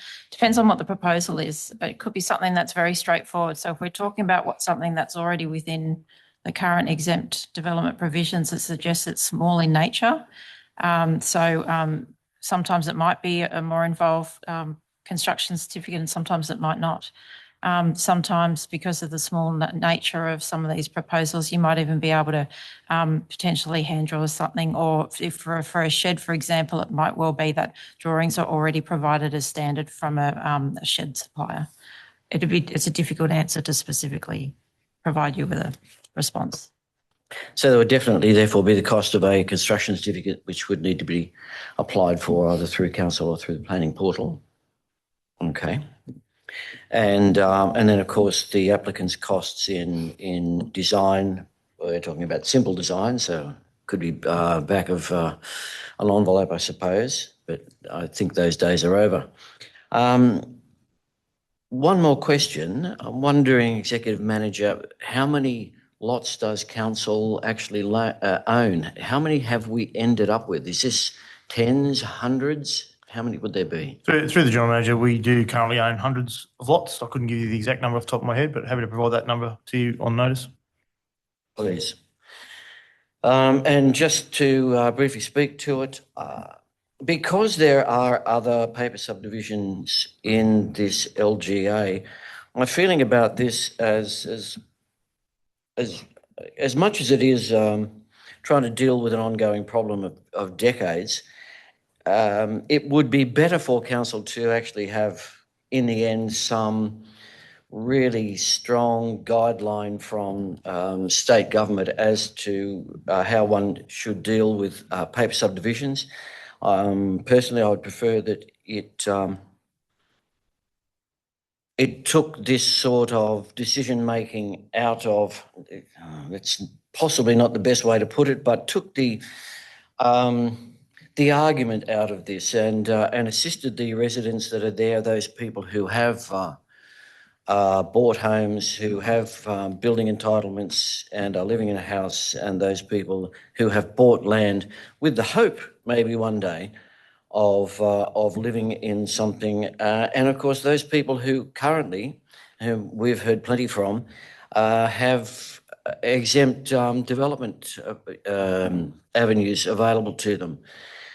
So my feeling is that I would rather personally have this dealt with by state government before it came back to us and we dealt with these specific areas in general. Thank you. Any further speakers? No? Going to put the motion. All in favour of the motion, please raise your hand. And against? That's Councillor Beasley voted against. Motion's carried. Councillor Tickle back in the room. Moving to 14.6, Local Heritage Fund 2026-27. Please. Through the General Manager, Council is asked to allocate 2026-27 Local Heritage Fund grants to support conservation works across the Mid-Coast. The report also recommends revoting $5,000 for restoration works at Wingham Museum. Thank you, Councillor Tickle. We passed the previous motion. Need a mover for item 14.6, please. Councillor Irving. I move that number one, the council allocate the 2026-27 Local Heritage Fund grants as detailed in confidential attachment 1. And number 2, that council revoke the $5,000 allocated to the Manning Valley Historical Society under the 2025-26 Local Heritage Fund to enable the Wingham Museum restoration works to proceed. Thank you. Seconder, please. Councillor Wilson, thank you. Councillor Irving, do you wish to speak to it? Councillor Wilson? Anyone wish to speak to this one? No, put the motion. All in favour? That's everybody. Carried. Moving to 15.1. Public Spaces and Sustainable Development Monthly Project Status Report. Mr. Bully. Thank you, Mayor. Through the General Manager, this report provides an update on the delivery status of key projects across the public spaces and sustainable development areas, including any emerging issues relating to project schedule, cost or delivery impacts. A total of 42 projects are currently underway, with 2 new projects introduced and 3 projects completed during the reporting period. Thank you. Mover, please. Councillor Wilson. I move that the Public Spaces and Sustainable Development Monthly Project Status Report be noted. Thank you. Seconder. Councillor O'Keefe. Do you wish to speak to it? Do you wish to speak to it? Yep. It's a very important document. It's noted every meeting. I suppose a question for the Executive Manager is, do we feel in Council that it is accessible for everyone to find and make themselves aware of what's on it? Yes, we do, but we also provide information about what we're delivering through a variety of means, media releases before, during and upon project completion. We go out to the community, like during community conversations, and provide updates about projects. Yeah, there are many ways that, and we have information on our website as well about projects. So that information is certainly out there for people who want to digest it. Yes, it feels like there's a theme in local government in general that the information exists. One simply has to want to find it. Either way, I'll be voting for this. Thank you. Thank you. Any further speakers? Councillor Beasley. Just pick up on that point of Councillor O'Keefe's in regard to information. It is still an anomaly, certainly in my mind, that when the public wishes to find out the detail about these capital projects reports, they're not allowed to see the numbers. It truly doesn't make any sense when we can see numbers for other portfolios here at council. Certainly, if it's a grant project, we'd like to know how much we've been given to undertake that work. So one of these days, maybe, we'll see. Can I ask the Executive Manager to clarify that? Because I think you're talking about where we're going to tender. Or maybe Councillor Beasley's referring to the redacted information in the attachments to the report. Yeah, there is a very good reason why we do that. We have experienced in the past when we've advertised our project values that people tend to tailor their tender submissions to available budget, when in actual fact our project budgets typically include contingencies and other costs as well that we need to factor in. So yeah, we don't want to, we want people to price our projects based on merit. Having said that, we are working towards centralised project reporting as soon as for July 2026. Thank you. So through the General Manager, the first report you'll see in August, and that will be for all projects in one bundle. Yep, terrific. There'll be a generalised report that covers all projects in August this year, which will cover from the start of the new financial year, so projects from July, obviously reported a month later. So from August this year, you'll get a single report for all capital projects. And again, that report will not have commercial in confidence information that's likely to confer a commercial advantage to people seeking to apply for tender. Thank you, Director. Councillor Wilson. Just a question to the Executive Manager of Public Spaces. So what you are saying is the redacted information gets the best outcome for the ratepayer? Through the General Manager, yes. Thank you. Councillor Beasley. A question to the Director of Infrastructure and Engineering Services through the General Manager. Would the Director consider that the numbers that we see in regard to the projects that your department report on would similarly be considered to include commercial confidentiality? There's a similar process in place for transport projects where projects that are going to be delivered by tender, the actual amounts don't appear in there until after the tender is awarded. They're simply excluded from the reports until that stage.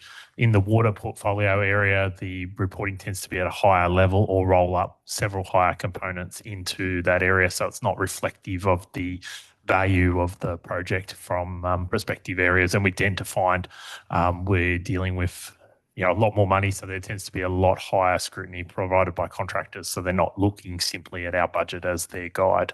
Otherwise, we probably receive tenders that are substantially lower than the ones that we've been receiving just over the last little while. Thank you. Anyone else wish to speak on this one?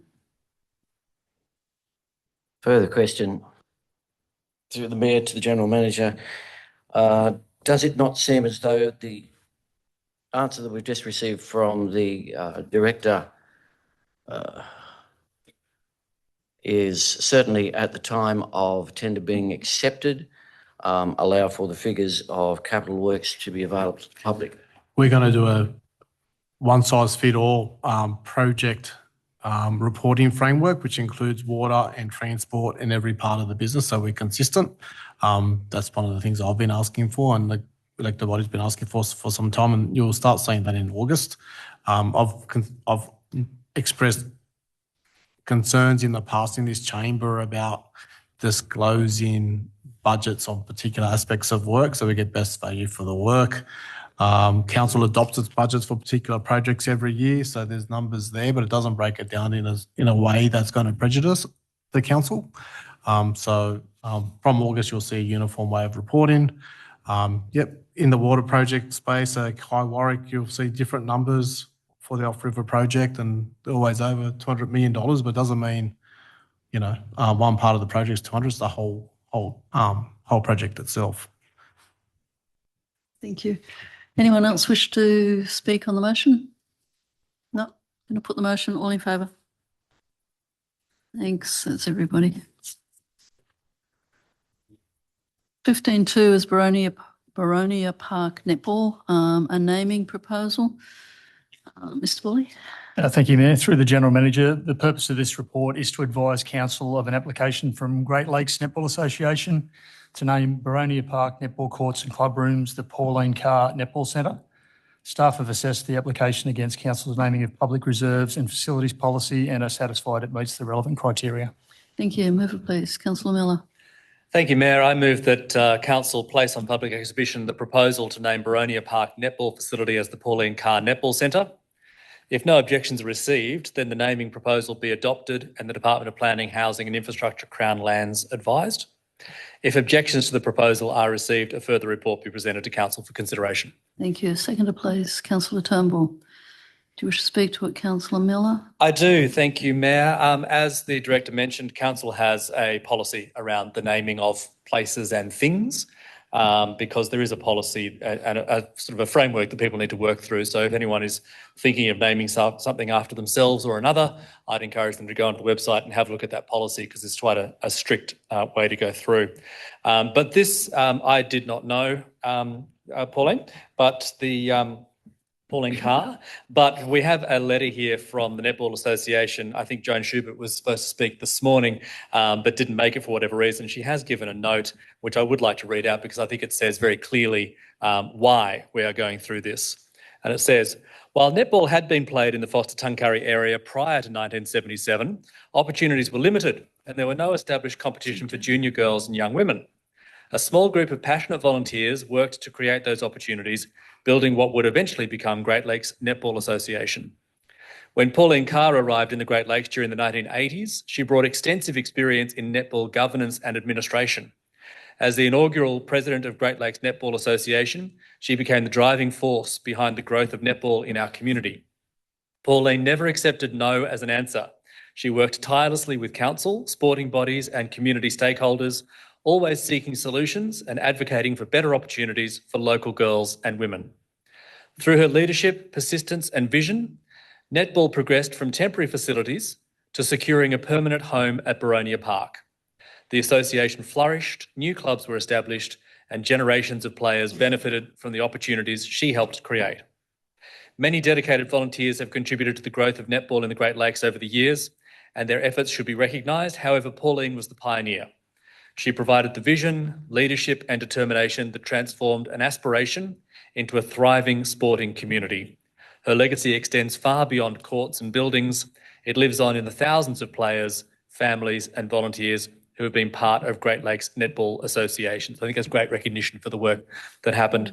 I was very pleased to see that this request was unanimously passed at the AGM of the Netball Association and it was supported by all life members of the Netball Association. And so for me, it makes it a very easy decision to support naming it the Pauline Carr Netball Centre. Thank you. Does anyone else wish to speak on it? No, I think you've done us all proud, Councillor Miller. I'm going to put the motion. All in favour? Thank you. It's carried. Thank you for coming in. I'm going to move on to 15.3, which is the Foster Little Street boat ramp management. Always feels like there's a word missing at the end of that. Mr. Bully. Thank you, Mayor. Through the General Manager, this report proposes implementing an annual seasonal closure of the Little Street boat ramp following a 2-year trial run during peak summer holiday periods during 24-25 and 25-26. Community feedback indicated strong support for the measure, with most respondents noting improved safety within the precinct during that trial. Thank you. Mover, please. Councillor Wilson.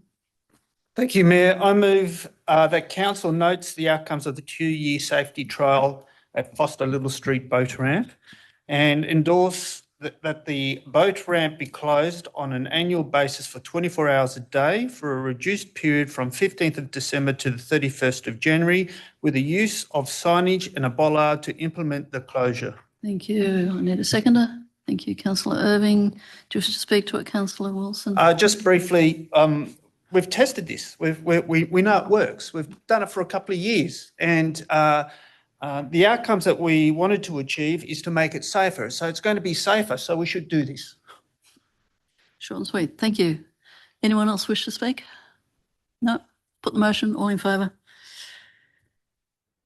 Those against? One councillor voted against. The rest for. Motion's carried. Going to 15.4, which is the Manning Entertainment Centre public meeting outcomes. Executive Manager. Thank you, Mayor. Through the General Manager, this report summarises community feedback following a public meeting held on the 24th of March 2026 regarding the financial sustainability of the Manning Entertainment Centre and identifies 4 priority areas for further investigation. The proposed actions aim to enhance the centre's long-term sustainability whilst maintaining its role as an accessible, community-focused cultural venue. Thank you. And mover and seconder. Who's going to move it? Councillor Miller. I move that Council note the Manning Entertainment Centre public meeting report and endorse the 4 key priorities areas with 13 identified actions for further investigation and trials to be commenced in the 2026-27 financial year. Seconder. Councillor Tickle. Councillor Miller. Well, what a process this was. Really encouraging to see how much people love the Manning Entertainment Centre. The amount, of sort of community support and love for the MEC was really quite pleasing to see. There was a public meeting held on the 24th of March. 320 people attended. And I note that the organisers ran out of sign-on sheets and had to run off and photocopy some more sign-on sheets because there were just so many people just kept turning up and turning up and turning up. And the conversations in the foyer on that night were really heartwarming. It was a whole bunch of people in the community, some who've been on the stage at the Manning Entertainment Centre, some who've been in the audience, some who've had their kids go through there, some who just love the place and may not go that regularly but recognise its value. And so there was a whole bunch of people in the foyer just saying, how can we make it even better? And that was sort of the energy that we rode through that meeting, which is great. And this report identifies 4 key priority areas that came out of the suggestions from that meeting.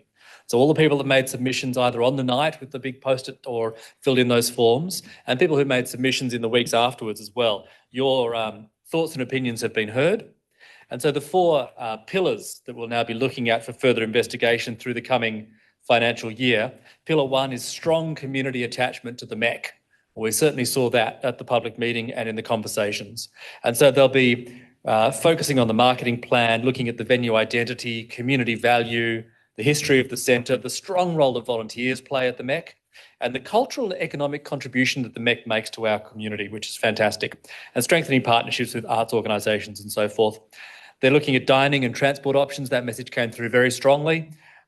Using the forecourt for expanded food and beverage services, which they did with the food trucks at the Melbourne Comedy Festival, which I know Councillor Irving and Councillor Wilson were there, and they tell me it was excellent seeing the food trucks there and they were well used, so that's fantastic. And looking at other partnerships for transport options and what can be done. The 3rd pillar is more youth, school and future audience development. Certainly theatre opportunities for our young people is part of the founding of the Manning Entertainment Centre. If you look at the foundation stone at the top of the ramp, it says for future generations of youth. That's why it was built in 1988, and that definitely came through in the feedback from the public meeting. So professional development for young people, performing arts pathways into emerging technicians or performing artists and professional pathways, and amending the KPI just to diversify the audiences and make sure it reflects our community. The 4th pillar is the desire for balanced and locally relevant programming, which again came through. And so it'll be annually reviewing and refining the programming and the shows that are brought in, just to make sure it's really representing who we are as a community and the types of shows that our community wants to see. Now, that doesn't mean you just present the same kind of show over and over again. It means you're looking at the full suite of opportunities and making sure that people in our community are seeing themselves reflected in the kind of stories and art forms that they want to see reflected back from the Manning Entertainment Centre stage. There will be quarterly MEC progress reports. reported through the Arts and Cultural Reference Group, which Councillor Beasley and myself are on, and all councillors are welcome to attend. And of course, those minutes are reported through to the public via this meeting. And there'll also be an annual MEC business report to council, including financial performance and industry benchmarking. So I think it was fantastic to see. I know there was a bit of fear around the public meeting on that day, but it was so good to see the overwhelming positive feeling and sort of energy that flowed through from that almost sold out crowd at the MEC, and to see the ongoing love for the Manning Entertainment Centre. Thank you. Councillor Tickle. Thank you, Councillor Miller. Look, you've done a great job on capturing the sentiment of so many people from that meeting and how important this report is. And I thank the staff for the comprehensive report. I will add one thing, and that's the wonderful opportunity the Entertainment Centre has given for a lot of people in starting off their careers. We tend to focus on people going through university and other vocational pursuits, apprentices in various fields, but we tend to forget about the arts as a career. And without picking on anyone, there's a lot of people have done particularly well. I just want to talk about one young lady who's doing this area very proud, the name of Cassidy Donovan.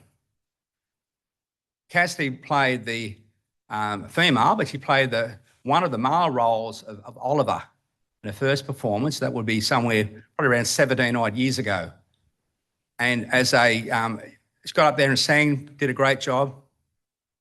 Her career through the Arts Council and other opportunities, the Entertainment Centre, and singing lessons locally, has seen her now blossom, becoming a star of note now in Sydney.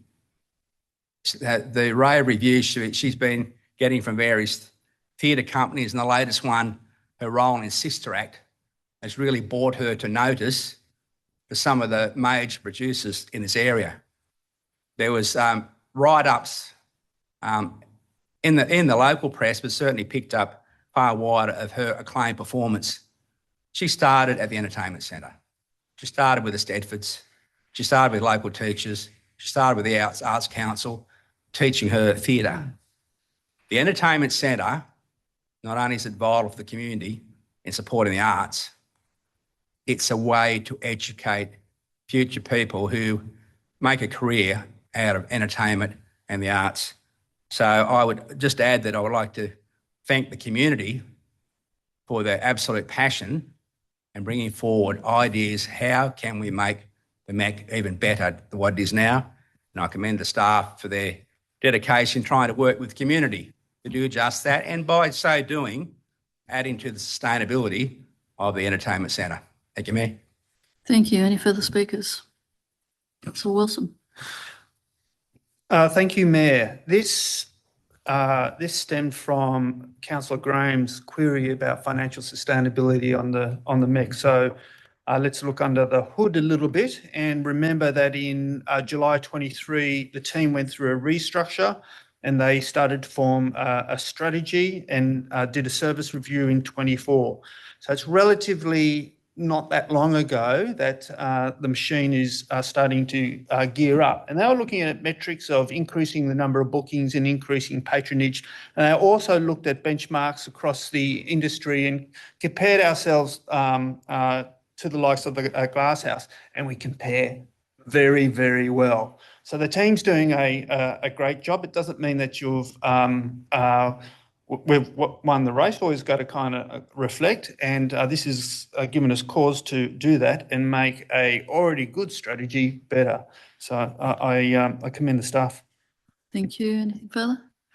Put the motion. All in favour? Thank you. That's everybody. It's carried.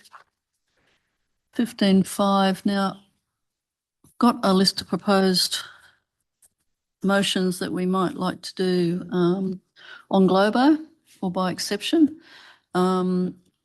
We need to do two motions though. So the first one is I will move that Council consider items on the agenda by exception in accordance with Section 13 of Council's Code of Meeting Practice.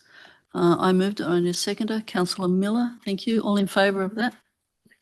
That's everybody. And the second motion is that council adopt the recommendations as printed in the business paper for the listed items and amend the order of business in accordance with section 13 of council's code of meeting practice.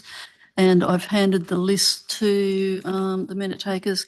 We do need to take off 17414 because Councillor Beesy's declared a conflict and we can't do that. So if we can bring that up on the screen, I'll get councillors all to check. So if there's any of these that are listed are items that you want to speak on, we need to pull them out of this. And I'm wondering if I have a mover for this while it's going up.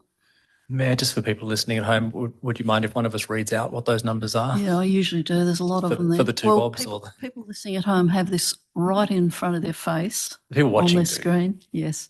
But I'll read them out if you like. It's 15.5, 15.6, 15.7, 16.3, 16.4, 16.7, 16.11, 17.8, 17.9, 17.10, 17.12, 17.13. Moving it or you want to change it? I guess I turn this on. I thought I had in my notes not 1710. Yes, and if you want to speak to it, we'll pull and it out. 1714 wasn't going to be included. Yes, but with Councillor Beesy's declared a conflict. Oh, so sorry, I have you to did pull say it out. that. Yeah, I'm a bit slow. That's right. I just want to go to 1710. Yes, please be very, because once we do this, we can't come back.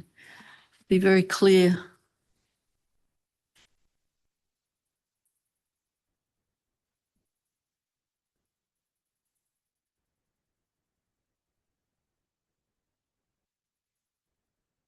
Everybody happy? Just one moment. I know. Oh, good. Yep, thank you for making that change. So I'll move it. Who'd like to second it? Councillor Turnbull, thank you. All in favour? Thank you. It's carried. So that means that we can skip over a few. 15, 16, 17. Sorry, 5, 6 and 7. Which gets us to 15, no, it gets us to 16.1. So 16.1 is the tender for Belbora Biodiversity Stewardship Site Assessment Report. And who's speaking to this? Councillor, Director Scott. Thank you, Mayor. This report provides the outcome of a tender process that we conducted for the engagement of a suitable contractor or consultant to investigate the Belbora Biodiversity Stewardship Site Assessment so that we can prepare our biodiversity offset scheme associated with the environmental impact from the proposed Colwarrick Off-River Water Storage Project. Thank you. Move it, please. Councillor Tickle.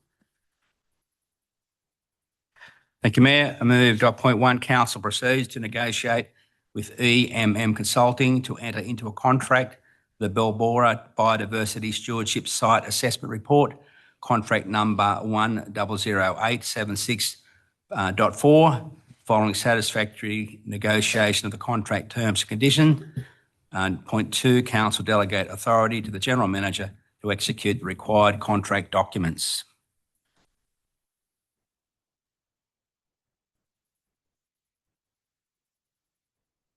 Okay, so I need a seconder. Councillor Wilson, do you wish to speak to it, Councillor Tickle? Briefly, Mayor, as the report points out, this is funded through the water fund, so it's not an impost as such on general revenue, but it gives a great biodiversity outcome in terms of all sorts of things responsible to the environment. So it's a good win for the community and giving a good yield to council. Thank you, Mayor. Thank you. Councillor Wilson? No? Anyone else? No, it's a great project. Thank you. Put the motion. All in favour? That's everybody. It's carried. 16.2, still on the list. This is the tender evaluation report. Somebody want to speak to it? Sorry, double guessing myself. Tender evaluation report for Tea Gardens sewer update. Director Scott. Through you, Mayor, this report provides the outcomes of a tender process that we conducted to engage a contractor to undertake several items of work associated with the Tea Gardens sewer and water systems. In particular, it's associated with the establishment of a new pumping station and rising main from the western side of Tea Gardens to the head of the Hawks Nest sewer treatment works, effectively augmenting the entire Hawks Nest sewer system and providing capacity for continued future growth in that system. Thank you. Mover, please. All at once. I'm going to go with Councillor Irving. You've been doing heavy duty there, Councillor Tickle. Yeah. I move that, number one, the contract for the construction of Tea Garden sewer upgrade project be awarded to Killard Infrastructure Proprietary Limited, PL, subject to minor post-tender negotiations and final check of insurance compliance. Number two, a contract deed of agreement be prepared for both parties to sign. And three, the General Manager be delegated authority to sign the contract on behalf of Mid Coast Council. Thank you. And a seconder. Councillor O'Keefe. Do you wish to speak to it, Councillor Irving? No. Councillor O'Keefe? Oh, yes. Yes, this is literally and figuratively my backyard. Just to point out the fact that without this upgrade, and the director can correct me if I'm wrong, the sewer contents from significant village areas inside of Tea Gardens actually have to daisy chain through existing infrastructure under the bridge from Tea Gardens into Hawks Nest and then up to the sewer treatment plant, which to me feels like a system that's ready to collapse. That's correct. That's correct, Councillor. It's historically the way that the system has developed, and it was always intended as the growth happened around the western growth area of Tea Gardens and around the vacuum station that we built quite a few years ago now, that we would ultimately pump that directly to the head of the treatment works and bypass the existing system. Yeah. Well, I think the only other thing to mention is that no one's ever going to realise it. So thank you. That's certainly the intent. When all things work, nobody notices, but right. You do tend to notice when it doesn't go real well. Oh, yes. Thank you. Any further speakers? Councillor Wilson. So are you doing any pumping uphill? That's also the point, is generally with sewer systems, we do intercept it at the lowest point, pump it up into, give it some gravity and then allow it to flow under gravity down to the next station. In this case, we'll just bypass all of that up and down, take away the roller coaster, you might say, and go straight to the head of the works. Okay, thank you for that. I did see the original budget was for 26.7 million, but now it's bubbled up to 41.5. However, the scope's increased. You've got 4 additional, major works that have been added to it, which is the sewer pumping station number 1 upgrade, the Singing Bridge asbestos water main removal, water main replacement upgrade from Flamingo Avenue, and Tea Garden Sewer Pumping Station 13. Were we not aware of these works before we had a budget for this project? This project has actually been in our capital works program for quite some time. As I mentioned, it was part of the long-term planning. We did work back around about 6 years ago to optimise the existing sewer system in an effort to defer the expenditure for as long as we possibly could within that. We actually have a peer-to-peer network control pumping stations where they optimise the amount of flow that they can get through to maximise use of storage in the system as well. That's bought us some time. We've had developments in that area proposed to go ahead, but haven't really proceeded, and we're getting to a stage where they're just about to proceed, which is the emphasis on why the work has been brought forward to now. What has happened in our overall works program, though, is there was a couple of those items. The water main upgrade in particular wasn't identified until a late stage in the sewer treatment plant upgrade process.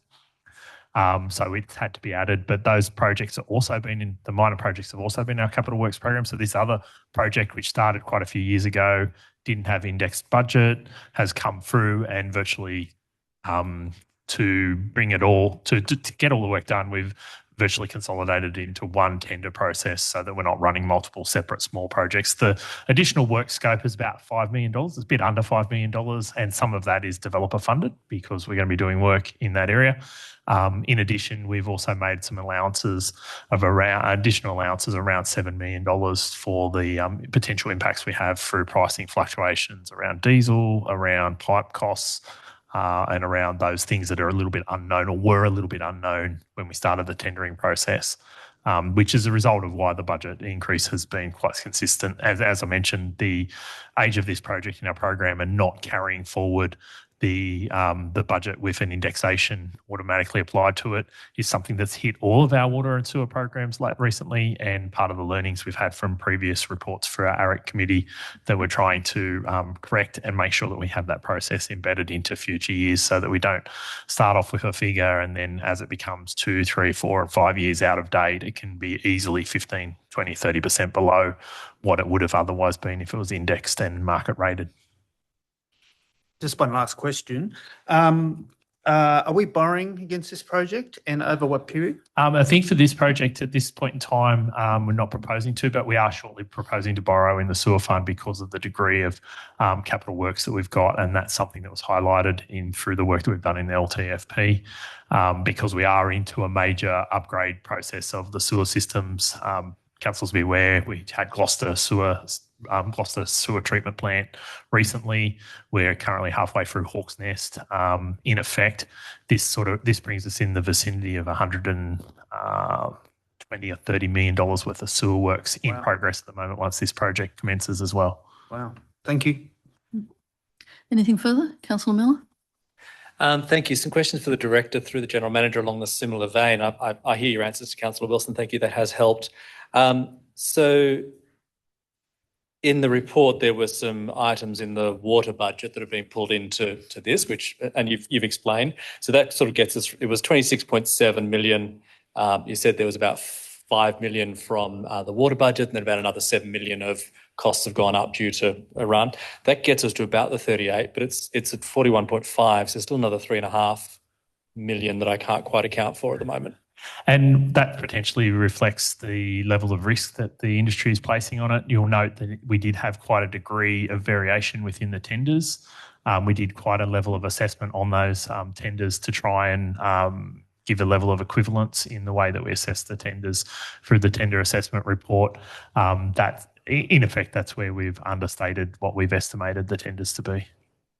Okay, so basically the market has come back and said, yeah, we can do it, but not for that, mate. It's going to cost you this. We did have some outliers, both below that price mark and also above the price mark.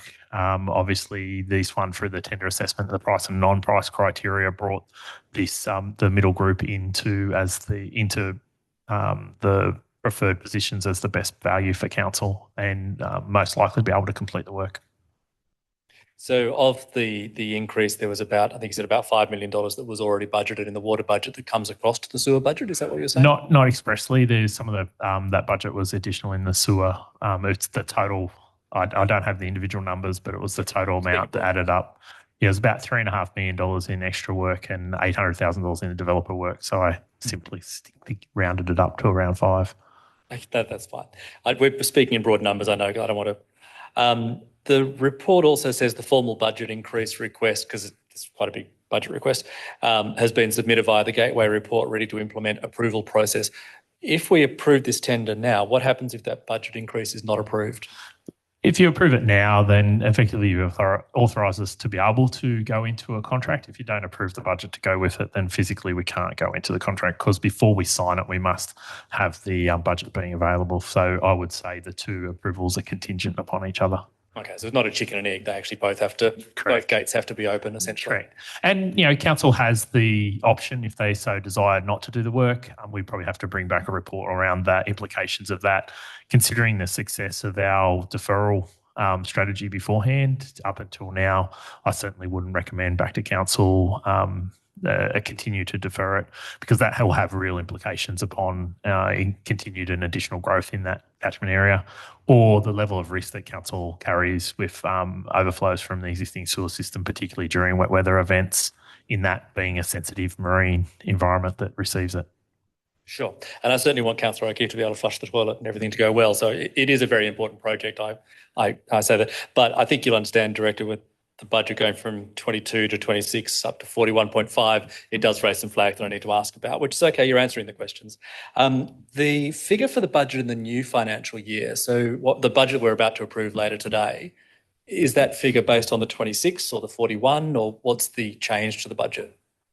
It's potentially based on the previous budget beforehand, because as at the time we started with drafts, we may not have had the full tendered amount. So I'd have to actually go and take that question on notice to look at what the budget will be for next year.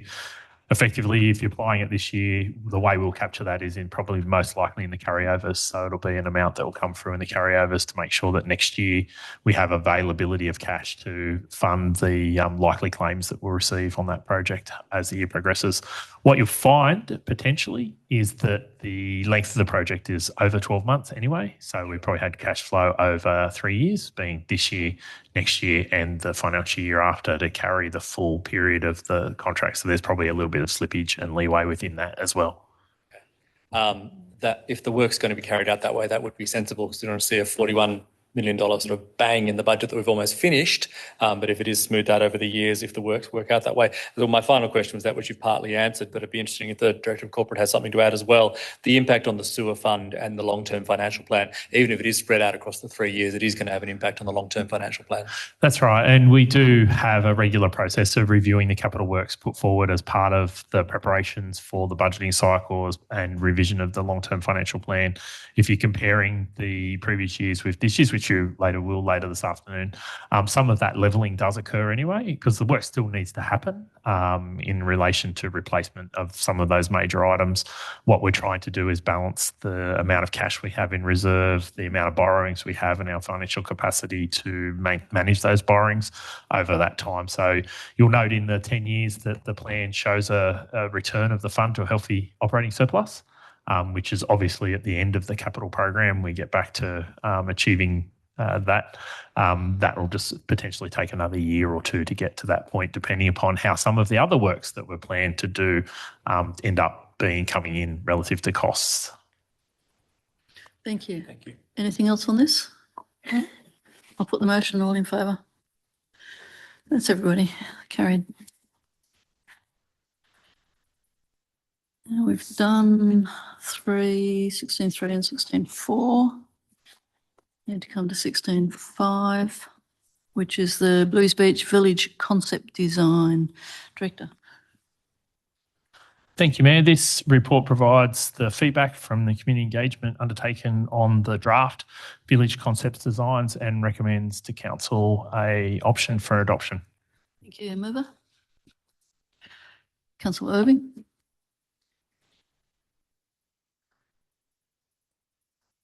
I move that option 1 of the Blues Beach concept design be endorsed. Thank you. Seconded by Councillor Wilson. Wish to speak to it? Yes, I've got a question through the General Manager to the relevant director or staff. Are there any developer contributions available in the Palms area to contribute to the Blues Beach Village concept design? Through the General Manager, the roundabout in the design is covered by the development consent in place for an adjoining land. The developer needs to deliver that as part of the approval. And it's my understanding that the remaining component of the plan is not covered by development contributions and would need grant funding. Thank you. Councillor Wilson. Thank you, Mayor. This morning we heard from Ms. Jennifer Power on behalf of the Pacific Palms Community Association, and I just want to quote some of her points she called out today. She thanked the council for their extensive consultation process, communicating the pros and cons. They understood the clear limitations. It was a good design that addresses pedestrian safety, traffic calming, 2 pedestrian crossings, deals with the increase in residents, reflects the relaxed environment of the area, bicycle racks, and encourages people to enjoy the Palms. They also acknowledge that there isn't no immediate funding for that, but it sounds to me that council's done an excellent job engaging with the community to get the right outcome for the community. So congratulations, staff. Thank you. Anything else on this? Councillor Beasley? Given the choices to the community, there is a clear winner. People seem to be happier. Well, more than seem, they're definitely happy with the pedestrian crossing at the eastern end of town.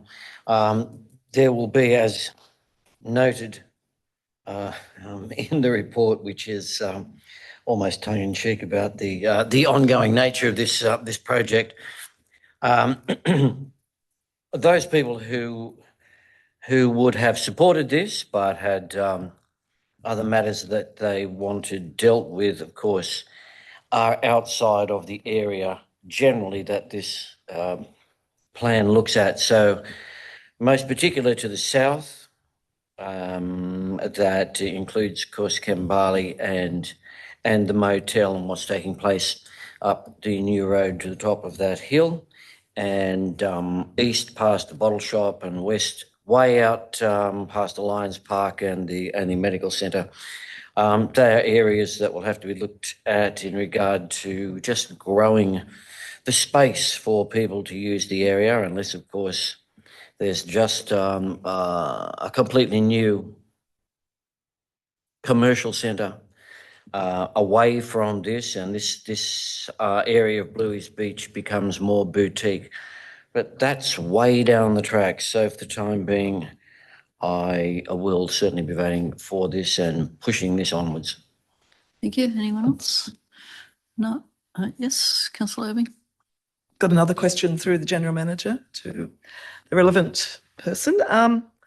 Director, will the roundabout be completed before the village concept design? Through the Mayor, I would say absolutely yes, considering that it's part of the current development. The development's progressing along its approvals. There's an engineering set of plans approved for its construction, and the master plan work's yet to be, one, detailed design, and two, funded. So I would suggest that it's almost certainly going to occur beforehand. The likelihood of when that will happen? No. It's really up to the developer on how fast they want to proceed with the stage of the subdivision, so that they can effectively create the lots and sell them or complete the sales on them. So I don't know what their timeframe respectively is, but I would imagine that it's not a long timeframe, that they prefer shorter timeframe, considering the expenditure that they've likely incurred getting as far as they have at the moment and the interest that they'd be paying on that. Thank you. If there's nothing else, I'll put the motion. All in favour? Is everyone carried? 16.5. 16.6 is the monthly capital works project status report, infrastructure engineering services. Director? Thank you, Mayor. This report provides a status of the major infrastructure and engineering projects and highlights potential issues with schedule, cost or delivery. Thank you. Move it, please. Anyone like to move it? Councillor Wilson. Thank you, Mayor. I move that the monthly project status report be received and the gateway reports endorsed. Thank you. Seconded. Councillor Tickle. Councillor Wilson. What a significant portfolio. You can see all the works that are being done and your ratepayers' money going to work hard. And you can also probably get an idea of what goes on outside your eyesight. So have a look. Thank you. Anything else on this one? Councillor Miller. I do have a question for the Director and possibly for the General Manager. It's based on my questions earlier around the Tea Garden sewer. So the recommendation that we've moved is that the monthly project status report be received and gateway reports endorsed, which is good. And then you look through the report and it talks about a bit of an update on the projects. And then you look at the attachments. You've got to go all the way through to page 256 of the attachments to say when we say gateway reports endorsed, what we're actually approving is a $14.8 million budget increase on the sewer, which is the one that we've just talked about. Now, I think that is an important project. I support the project. I think the director adequately answered my questions that I had on the project and why the cost change. But I think there's a fundamental problem with this report, and it's flagged to me a couple of times, but this is the one that I really want to call out. So I'd like to ask the General Manager if we can, this report needs to be more transparent. When there are changes to a budget, and I think reasonable changes that I think the Director has answered the questions on, we shouldn't have to go through and pull the strings to find them. So I would ask that the gateway reports are brought front and centre, because I think sometimes as councillors and also as the community, you look through it and go, project status report, gateway reports, that sounds fine. You look through the report, it tells you there's this work been done, that work been done, that all sounds good. It's not until you delve right down towards the end of the attachments that you find that, in any other area, if we're approving an almost $15 million budget change, it's a lot more transparent than this. So I would just ask that this report be changed so that is brought much more front of mind and we can be much more transparent with the community. We can take that on board, noting that we've been reporting this format for quite some time, but certainly take that on board for future reports. Thank you. And just in addition to the General Manager there, we used to actually do dot point forms as a second part of the amendment and go through each particular gateway report that Council was endorsing. And we could potentially do that as well as including what the major thrust of that is, whether it's a time frame, whether it's a budget change or scope change around that. I'd probably suggest just respectfully to Councillor, transparent's probably not the word that you wanted to use there, in terms that it's not necessarily insinuating that there's been an attempt to conceal or hide something at page 258. It's more maybe apparent. Might be the right word. Clear. Yeah. Thank you, Director. I'm happy with the word transparent, but that doesn't impugn any motive. I think it's not sufficiently transparent, but not for any evil motives. For the purpose of providing clarity. Thank you. Providing clarity, I'm fine with. And on the Director's recommendation that it's included, so in the report, it does say Tea Garden Sewer Pump Station 13, Rising Mains, tender evaluation process. It goes through, there's 4 lines of text around what the change is, but it doesn't mention the change in the budget. So I think that would be a simple change to make, just to bring that front of mind. It is important that we are very aware when we're approving a $15 million budget increase. It's probably appropriate also to note that the water and sewer program's the only part of council that provides those elements of the reports at the moment, or has traditionally provided those to council as well, even though we oversee a massive portfolio of other programs right across the organisation to council. Point well made. All right. If there's nothing else, I'm going to put the motion. All in favour? Thank you. It's everybody. It's carried. Yes, 16.8. Thank you. Which is the quarterly transport report for June 2026. Director? This report provides an update on our transport operations maintenance activities up to the end of the most recent quarter for the benefit of council and the community. Thank you. Mover, please. Councillor Tickle. 16.8. And 8. Sorry, I was a bit. That hand went up automatically. I had it. I hit the wrong button. Put me back one. Sorry. That the current level of expenditure and commitments be noted. Thank you. Seconder. Councillor Wilson. Do you wish to speak to it, Councillor Tickle? No, thank you, Mayor. Councillor Wilson. Somebody wanted to talk on this one.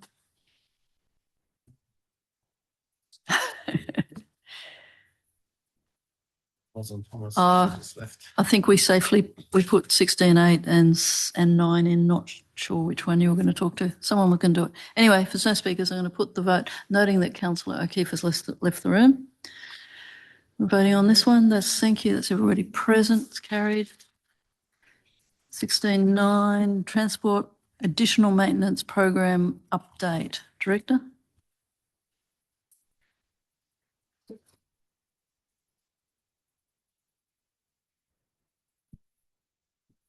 This report provides an update on the delivery of the 2025-2026 additional funded maintenance programs across the transport service area and outlines the proposed allocation of the funding that is being identified in the draft operating plan for next year.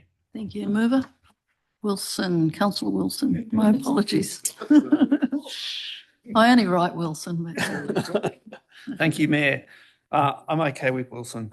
I move that council note the outcomes of the 2025-26 maintenance program and endorse the continued prioritisation of targeted risk-based maintenance in 2026 and 27. Seconded by Councillor Turnbull. Who'd like to speak on this one? Anyone? Councillor Wilson.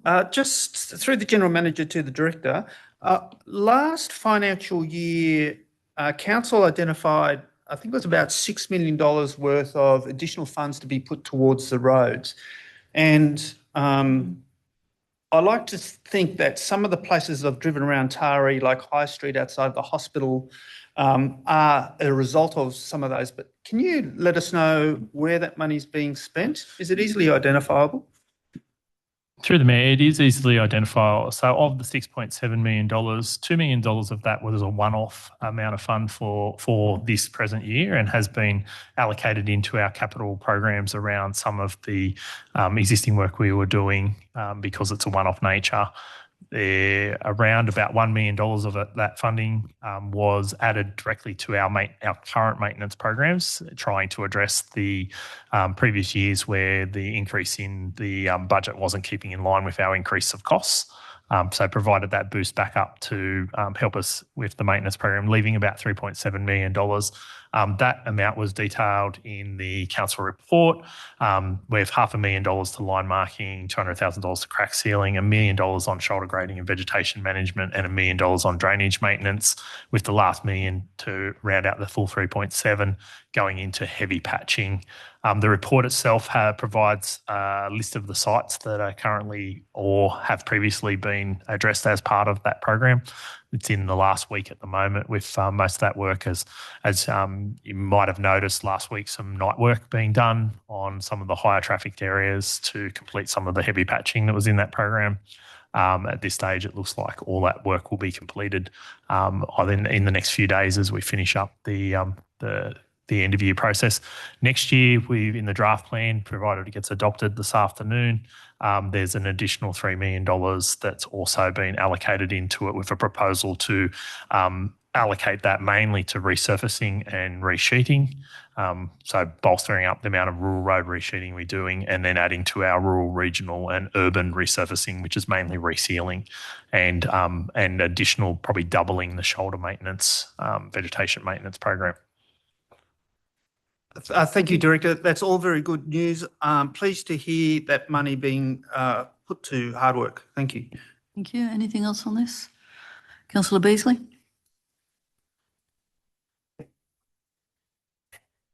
I think I can speak for fellow councillors Graham and Mackenzie to say how heartened we are by the inclusion of shoulder grading, vegetation, drainage, maintenance, $2 million worth.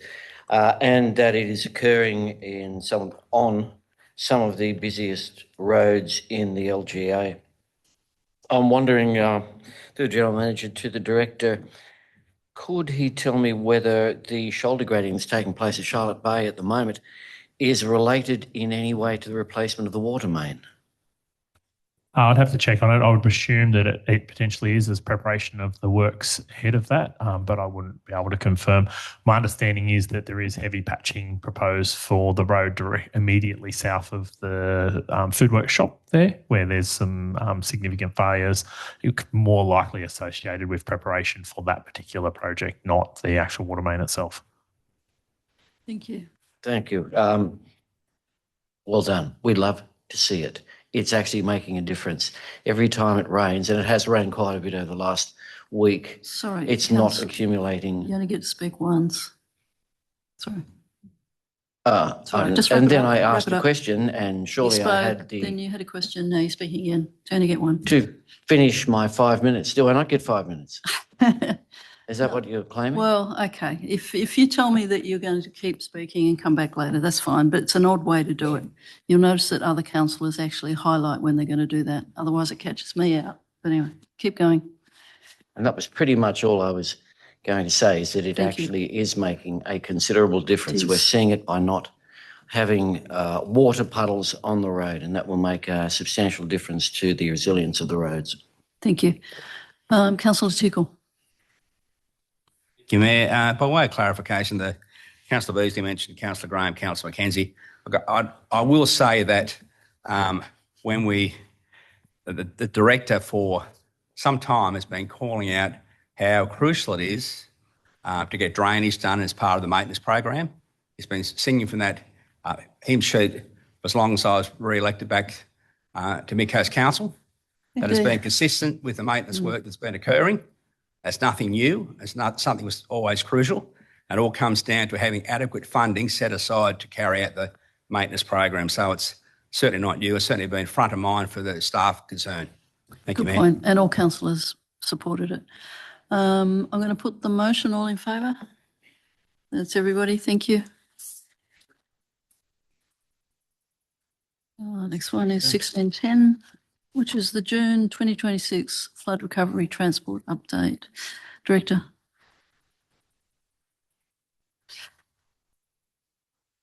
This report provides an update on our June 2025 major flood event, also known as AGRN 1212, for the Transport Flood Recovery Program.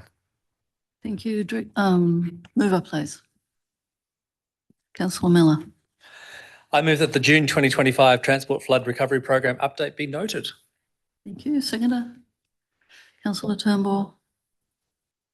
Councillor Miller.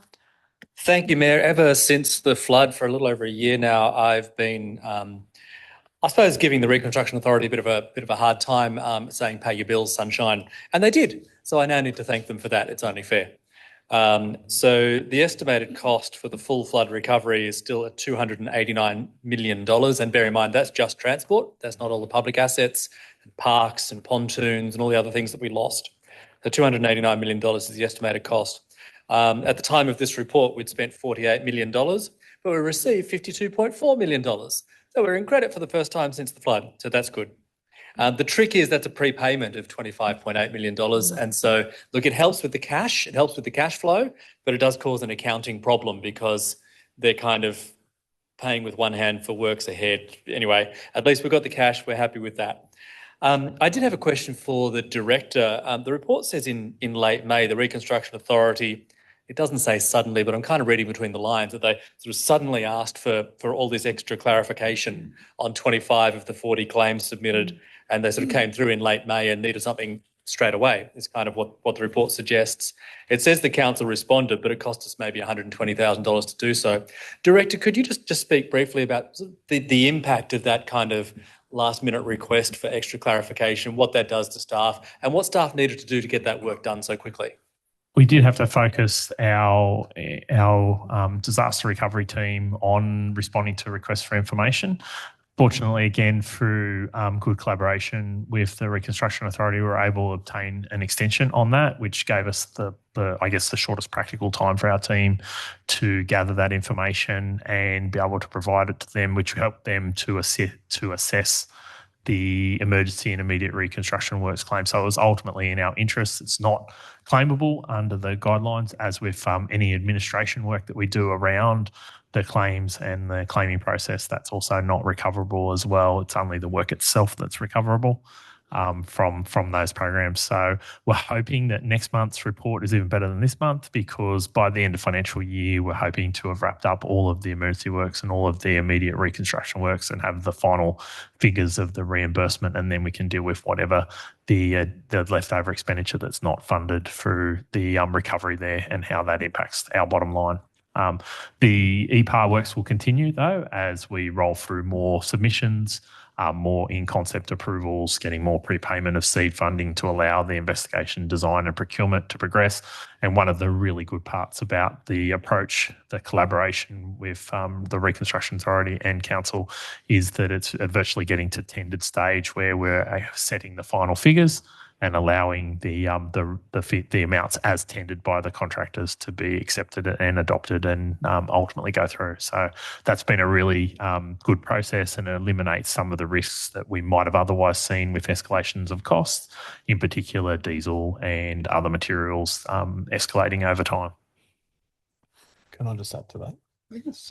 Through the Mayor, I'll just add that it's a broader team that gets the result. So there's a whole team that will just work on disaster recovery. And if we hadn't responded like we had responded, we won't be able to get the funds that we are going to receive by the end of the financial year. So it's a great body of work. The team is still working hard, and I just commend them for it. Yes, indeed. I saw the stress on staff faces when that request was put in with a very, very short deadline. They did a remarkable job. Can I ask another question, Matt? And then I have two more questions, if Yes. that's okay. I say you shouldn't ask a question you don't know the answer to. The Reconstruction Authority asked for further clarification on these in sort of late May. What's the longest period the Reconstruction Authority had some of those applications before they asked for clarification? Is this something we sent a year ago and they just asked for clarification at the end? Yeah, my understanding was it was a deadline for us to have them submitted by the end of March, which we pulled out all the stops to make sure that we did have. We had thousands of lines of data entry in the different packages in Conglomerate. So there was a lot of work around that. And that process, my understanding previously was that the RA had been focusing on finalising their assessments of the earlier declared events from that year, which was I think one was Cyclone Alfred and a few other areas as well. So they did have some inherited catch up to play, and then obviously caught up with ours. And fortunately, we were able to arrange, as the Mayor noted, she saw the before faces, and then within a couple of days, we were able to get an extension to a more what was reasonably achievable. And our team worked really hard to make sure they achieved that and got all the information in, which ultimately will benefit us because it will ensure that the best assessment could be, or the most optimal assessment could be provided to us. In effect, the RA has the evidence that they need to sustain an audit through NEBA, which is the federal agency that ultimately has the say on whether it gets paid or not. Just to conclude my 5 minutes, Mayor, if that's okay. I think, Director, you're being generous when they're saying that, they gave you a deadline that was achievable, because I think it was achievable with quite a bit of stress and hard work by the staff. They didn't just sort of cruise it in. So thank you to the staff and the team for doing that. I hope in the conversations with the Reconstruction Authority that the tight deadlines are recognised both ways, and that it's not that one party, i.e. them, takes forever and then we're required to do things in 3 days. I hope that it's that things are improving. My last thing is to the community. I do get a lot of questions around the Bight Bridge and updates on the Bight Bridge, and the community feels that they're not hearing what's being said about the Bight Bridge. I feel we are doing a lot of communication. So I would say to the community, if you go to the Mid-Coast Council webpage and just in the first search bar you see put Bight Bridge, you'll see there's updates in June, which is telling you where it's going and that there is good progress on the Bight Bridge. So go there, search it up on the website. You'll find everything you need to know about the Bight. Thank you. Anyone else on this one? No, I'll put the motion. All in favour? It's everybody. It's carried. And I forgot to note when Councillor O'Keefe returned to the room. It might have been the previous meeting. So sorry about that. He is here and he voted. If he voted from out there. Yeah, no, that doesn't happen. All right, so we've done 16, 11, 17, which is the big one. So 17.1 is the adoption of the draft delivery program 25-29, revised 26-27, and the draft operational plan for 26-27. Director. Through the General Manager, the purpose of this report is to present the submissions received during the public exhibition of the draft delivery program and the draft operational plan for 26-27. There are no proposed changes to the documents as a result of the submissions received. However, there are a number of administrative corrections that we've made. They're identified as detailed in the report. The adoption of the delivery program and the draft operational plan, including the fees and charges, is now sought from Council. It's a significant body of work. And for anyone listening in the community, it's essentially Council's budget and business plan for the next financial year. It is indeed. All right, a mover, please. Councillor Wilson. Come on, team. I move the Council adopt the draft delivery program 2025 to 2029, revised 2026 and 27, providing attachment 3, and the draft operational plan for 26-27, incorporating the fees and charges provided in attachments 4 and 5. Indeed. And a seconder, please. Councillor Turnbull. All right. Who wants to speak? Councillor Wilson? There were some 71 submissions received. There were about, I think, four main groups. 28 of those submissions raised concerns in relation to the increase in hiring fees for the MEC, which is quite interesting or funny because we're just talking about financial sustainability of the MEC. So maybe I shouldn't comment on that further. 24 submissions raised concerns about compliance-related issues, including the environmental and safety concerns at North Arm Cove. That's funny again. What else have we got here? 8 submissions highlighted need to improve sporting infrastructure, and 5 submissions related to inequity or equity in rates. All those submissions, it's wonderful that people read the documents and for their thoughts, results in no substantial change into the plans, except for some admin stuff, which will clean up some of the language. So a good result, and thank you for the community in being engaged. Looking forward to everyone voting for this. Thank you. Anyone else? Councillor Miller. Thank you, Mayor, and I back the comments of Councillor Wilson. And as the Director said, this tells you everything the Council plans to do over the next 4 years and in detail 1 year. So really, for me, it's the operational plan, which is the 1 year, which goes in quite a lot of detail. So when people say, what is it the Council does? And in here is some, you could dive through for days, but we're looking at reducing median determination times for DAs. There'll be actions to reduce the time taken to undertake engineering assessment, to assess subdivision work certificates, to assess stormwater approvals. All of those is about getting housing and approvals done faster, which is fantastic. But it goes across all of the range of council's business. And those that think that council is just roads, rates and rubbish, that's something you hear from time to time, is just not accurate anymore. A modern council, any modern council, is a lot more than roads, rates and rubbish.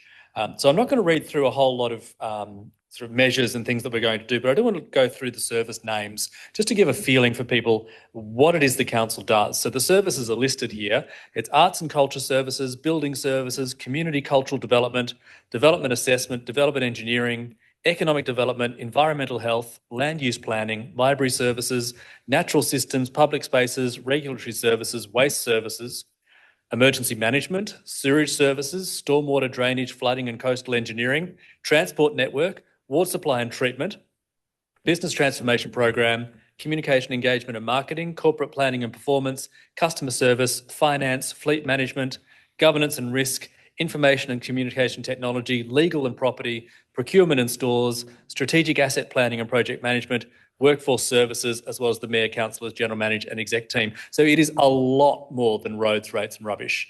And if people, which I often hear, what's council doing? Is council doing anything? Have a look at this plan. And there were 71 people who made submissions on it because it goes through in a lot of detail the breadth of work the council is undertaking for our community. Thank you. Anyone else? Councillor Beasley.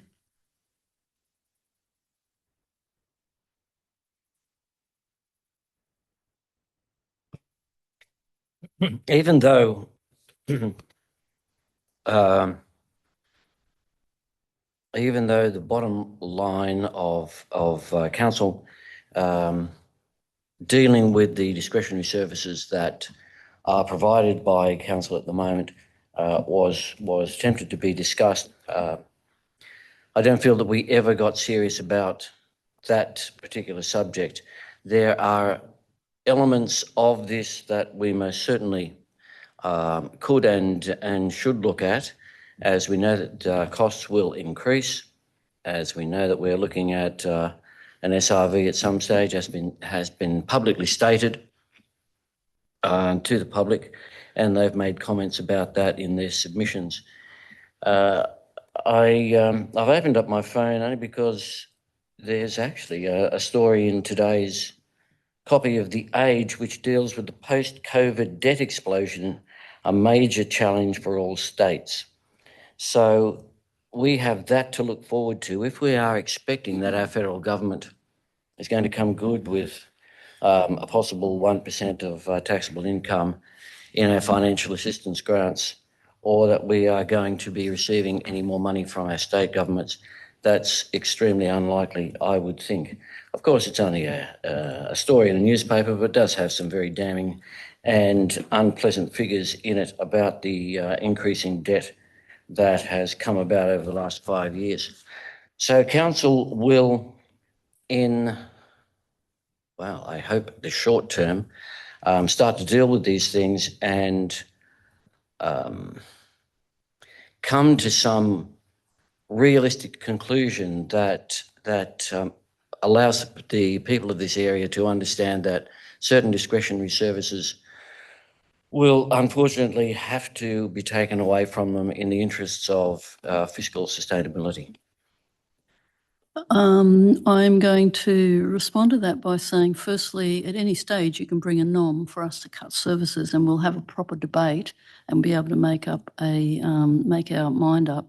And until that happens, I think you really can't make any predictions about that in the future. So I think there was a lot of speculation there. Anyone else wish to speak to this? No? I'm going to put the motion. All in favour? Thank you. And against? 1 against, the rest for. The motion is carried. I'll move to 7.2, which is the making of the ordinary rates for 26 and 27. Director? Through the General Manager, this report recommends that Council make the ordinary rates for 2026-27 rating year, following the public exhibition of Council's draft delivery program and operational plan. Council general rate income is projected to increase by 3.1%, being the approved rate peg announced by the Independent Pricing and Regulatory Tribunal. That's not a special rate variation, that is simply the annual increase to try and match CPI. Indeed. Mover, please, Councillor Tickle. Thank you, Mayor. I move that all recommendations detailed within this report relating to the making of ordinary rates for 2026-2027 rating year, together with all ancillary items, be adopted. Thank you. Seconder, Councillor Turnbull. Do you wish to speak to it, Councillor Tickle? Yes, Mayor. Just by way of clarity, the IPART is an independent pricing and regulatory tribunal. In other words, they're separate from council, who makes a determination what they consider to be a fair and reasonable increase that councils could add to their rates revenue over and above the previous year's base rate. It doesn't, it's not a, as the director pointed out, it's not a variation to rates. It is one that IPART have approved. It needs to be noted also that the 3.1% is nowhere near the cost to council when you allow for inflation over the previous 12 months. And in fact, if you go back to 2016, which was the last time that council had an actual rate variation that went to the community and was approved to add it to our rate revenue, we have been increasingly over the last decade getting further and further behind in real terms. So it needs to be kept in perspective. This 3.1% is an assistance to council to carry out our operation, but it is nowhere near covering the actual increase in operational expenses over the last 12 months. It needs to also be understand when the ratings go out to the community, it doesn't mean that rate area A, that their rates will go up by 3.1%. In fact, some areas will go up above that and some areas will be less. That's the calculation based on the unimproved capital value over a period of time of the various areas in question. But it means the total revenue that council will receive will be 3.1% above what they had the previous 12 months to deal with. Thank you, Mayor. Thank you. I'm just going to comment too, because I always dislike the language that IPART uses, which is, copied into this report, talking about it as an IPART approved rate. It's in fact, that implies that we went and asked for it and they approved it, and they always do that. It's the other way around. This is what they've told us the rate peg is. So I always prefer the language that, the IPART suggested rate peg, because we can't go above it. Could go below it, but it doesn't, as has been pointed out, it doesn't cover our increased costs. Anyway, anyone else on this one? Councillor Beasley?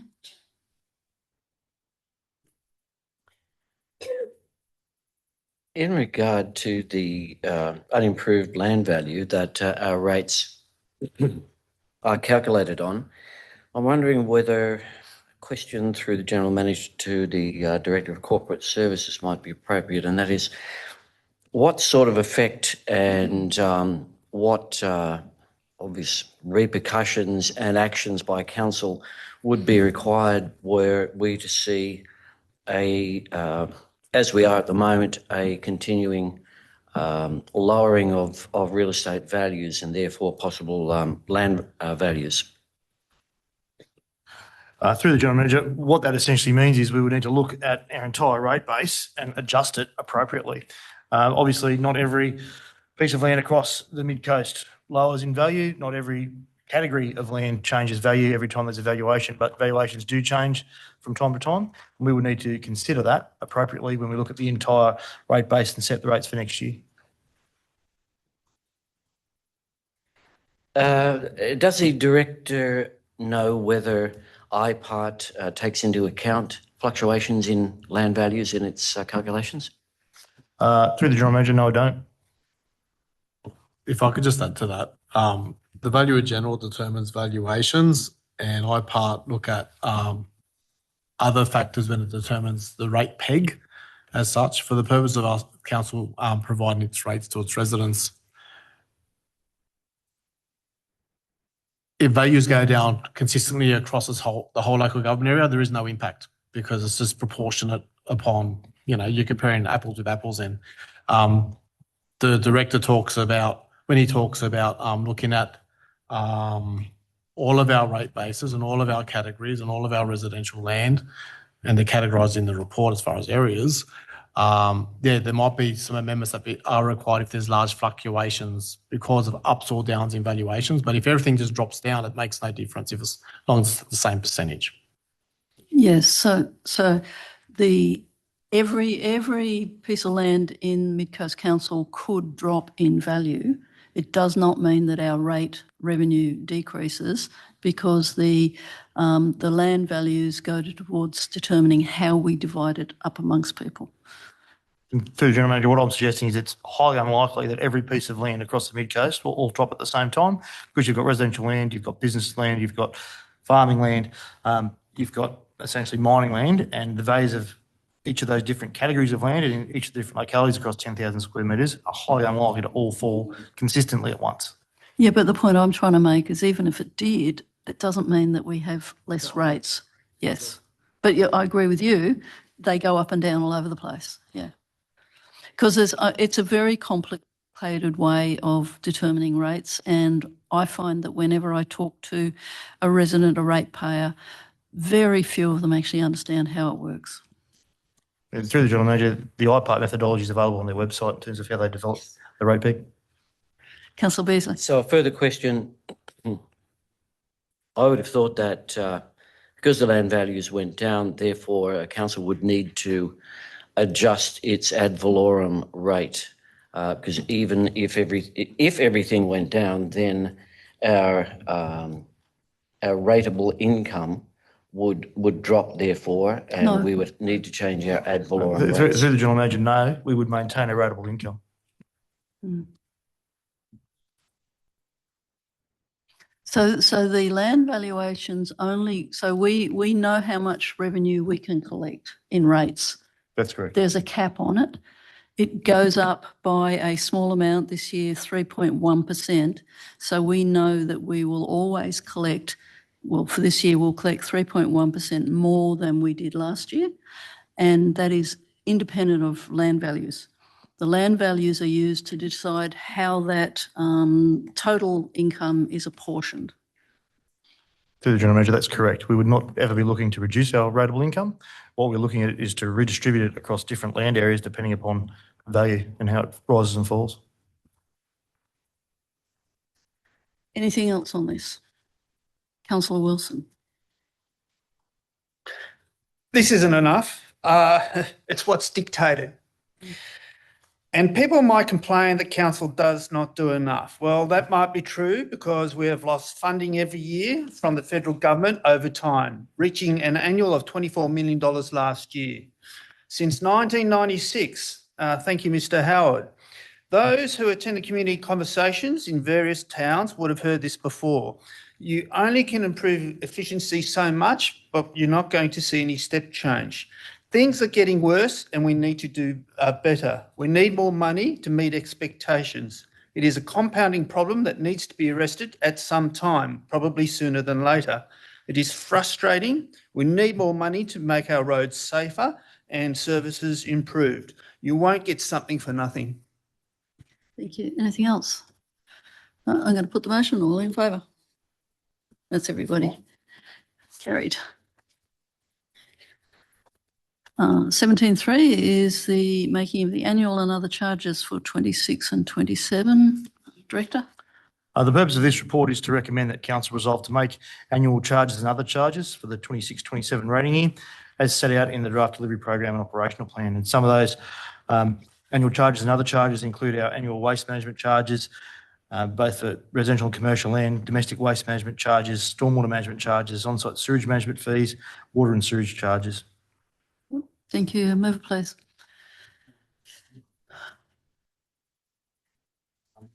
No one and then everybody. Councillor Tickle. I'm quite happy for someone else to do it, but I'm a bit slow. I'm going to move as per the written recommendation published in the As papers, printed. which is items 1, 2 and 3. Yep. Thank you. As printed. Thank you. Seconder, please. Councillor Wilson. Councillor Tickle. May I reserve my right to reply? Yeah, sure. Councillor Wilson. No? No? Anyone else? Councillor Tickle? Don't have Mayor, to. nothing to reply to. Well, you didn't speak the first time, so it wouldn't have been a right of reply. It would have been you speaking to the motion. That's all right. We don't have to speak to them all. I'm going to put the motion. All in favour? Thank you very much. It's carried. 17.4 is the annual review of the long-term financial plan. Director? Through the General Manager, the purpose of this report is to present a annual review of the adopted long-term financial plan that was adopted by Council when it commenced its term for your consideration. Thank you. Mover? Councillor Wilson. Doing a bit of speaking today. I move that the annual review of the adopted long-term financial plan be noted and a copy of this report and the attachments be included as an annexure to the adopted long-term financial plan. Thank you. Seconder. Councillor Turnbull. Do you wish to speak to it, Councillor Wilson? No, thank you, Mayor. Councillor Tickle. Now, I'm going to speak to this basically as a warning to council and the community. The long-term financial plan was certainly constructed after a great deal of consultation from an outside group to help us understand the ramification of not being able to address the issue of sustainability. In 2016, when the amalgamation of all three councils occurred, all three councils were deemed to be unsustainable, and all three councils had an application for an SRV to address some of the issues concerning backlog. Since then, there has been no increase in rates apart from IPART. What the long-term financial plan has indicated that unless there is a massive capital injection by way of grant funding, unless there is a massive increase in revenue from other sources, whether it be fees, charges or rates, we cannot address the infrastructure maintenance requirement for this council. We have a road strategy that was adopted by council, and unless we address the financial issues to be able to meet, I guess, the key tenets of that road strategy, we'll get further and further behind when it comes to long-term sustainability.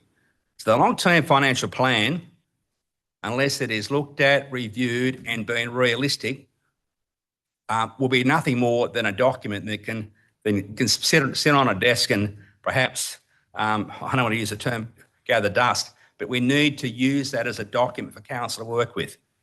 And the reality of the community need to face is that we had a massive amount of damage from the 2025 floods, which we're waiting on approval for funding for that, which we hope that we will get. But even that will not address the long-term issues of sustainability when it comes to all of our assets, and that's just not roads and transport.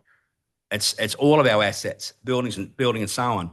So the community, you need to partner, understand that we're your council, and we're part of the community, that the long-term financial plan is a tool, but unless we apply that tool, it will not have any credence or achievement.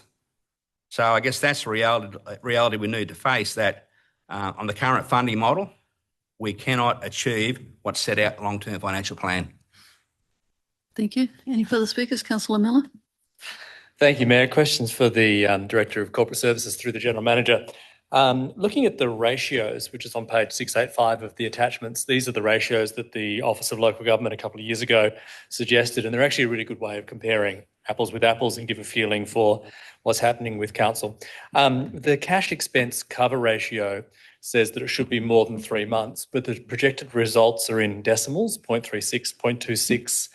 Can you explain that, and maybe if it could be a bit clearer when it appears in the annual report? Yep. Through the General Manager, what you're specifically referring to is the general fund, not the water and sewer or the consolidated funds. The financial performance ratios essentially do indicate that the cash expense ratio falls below the OLG benchmark of 3 months, and that's particularly between 27-28 and 31-32. It's a shortcoming of the LTFP as a modelling tool, as is reporting of that decimal result rather than converting it into months. So we will look at making improvements in relation to how those results are reported moving forward.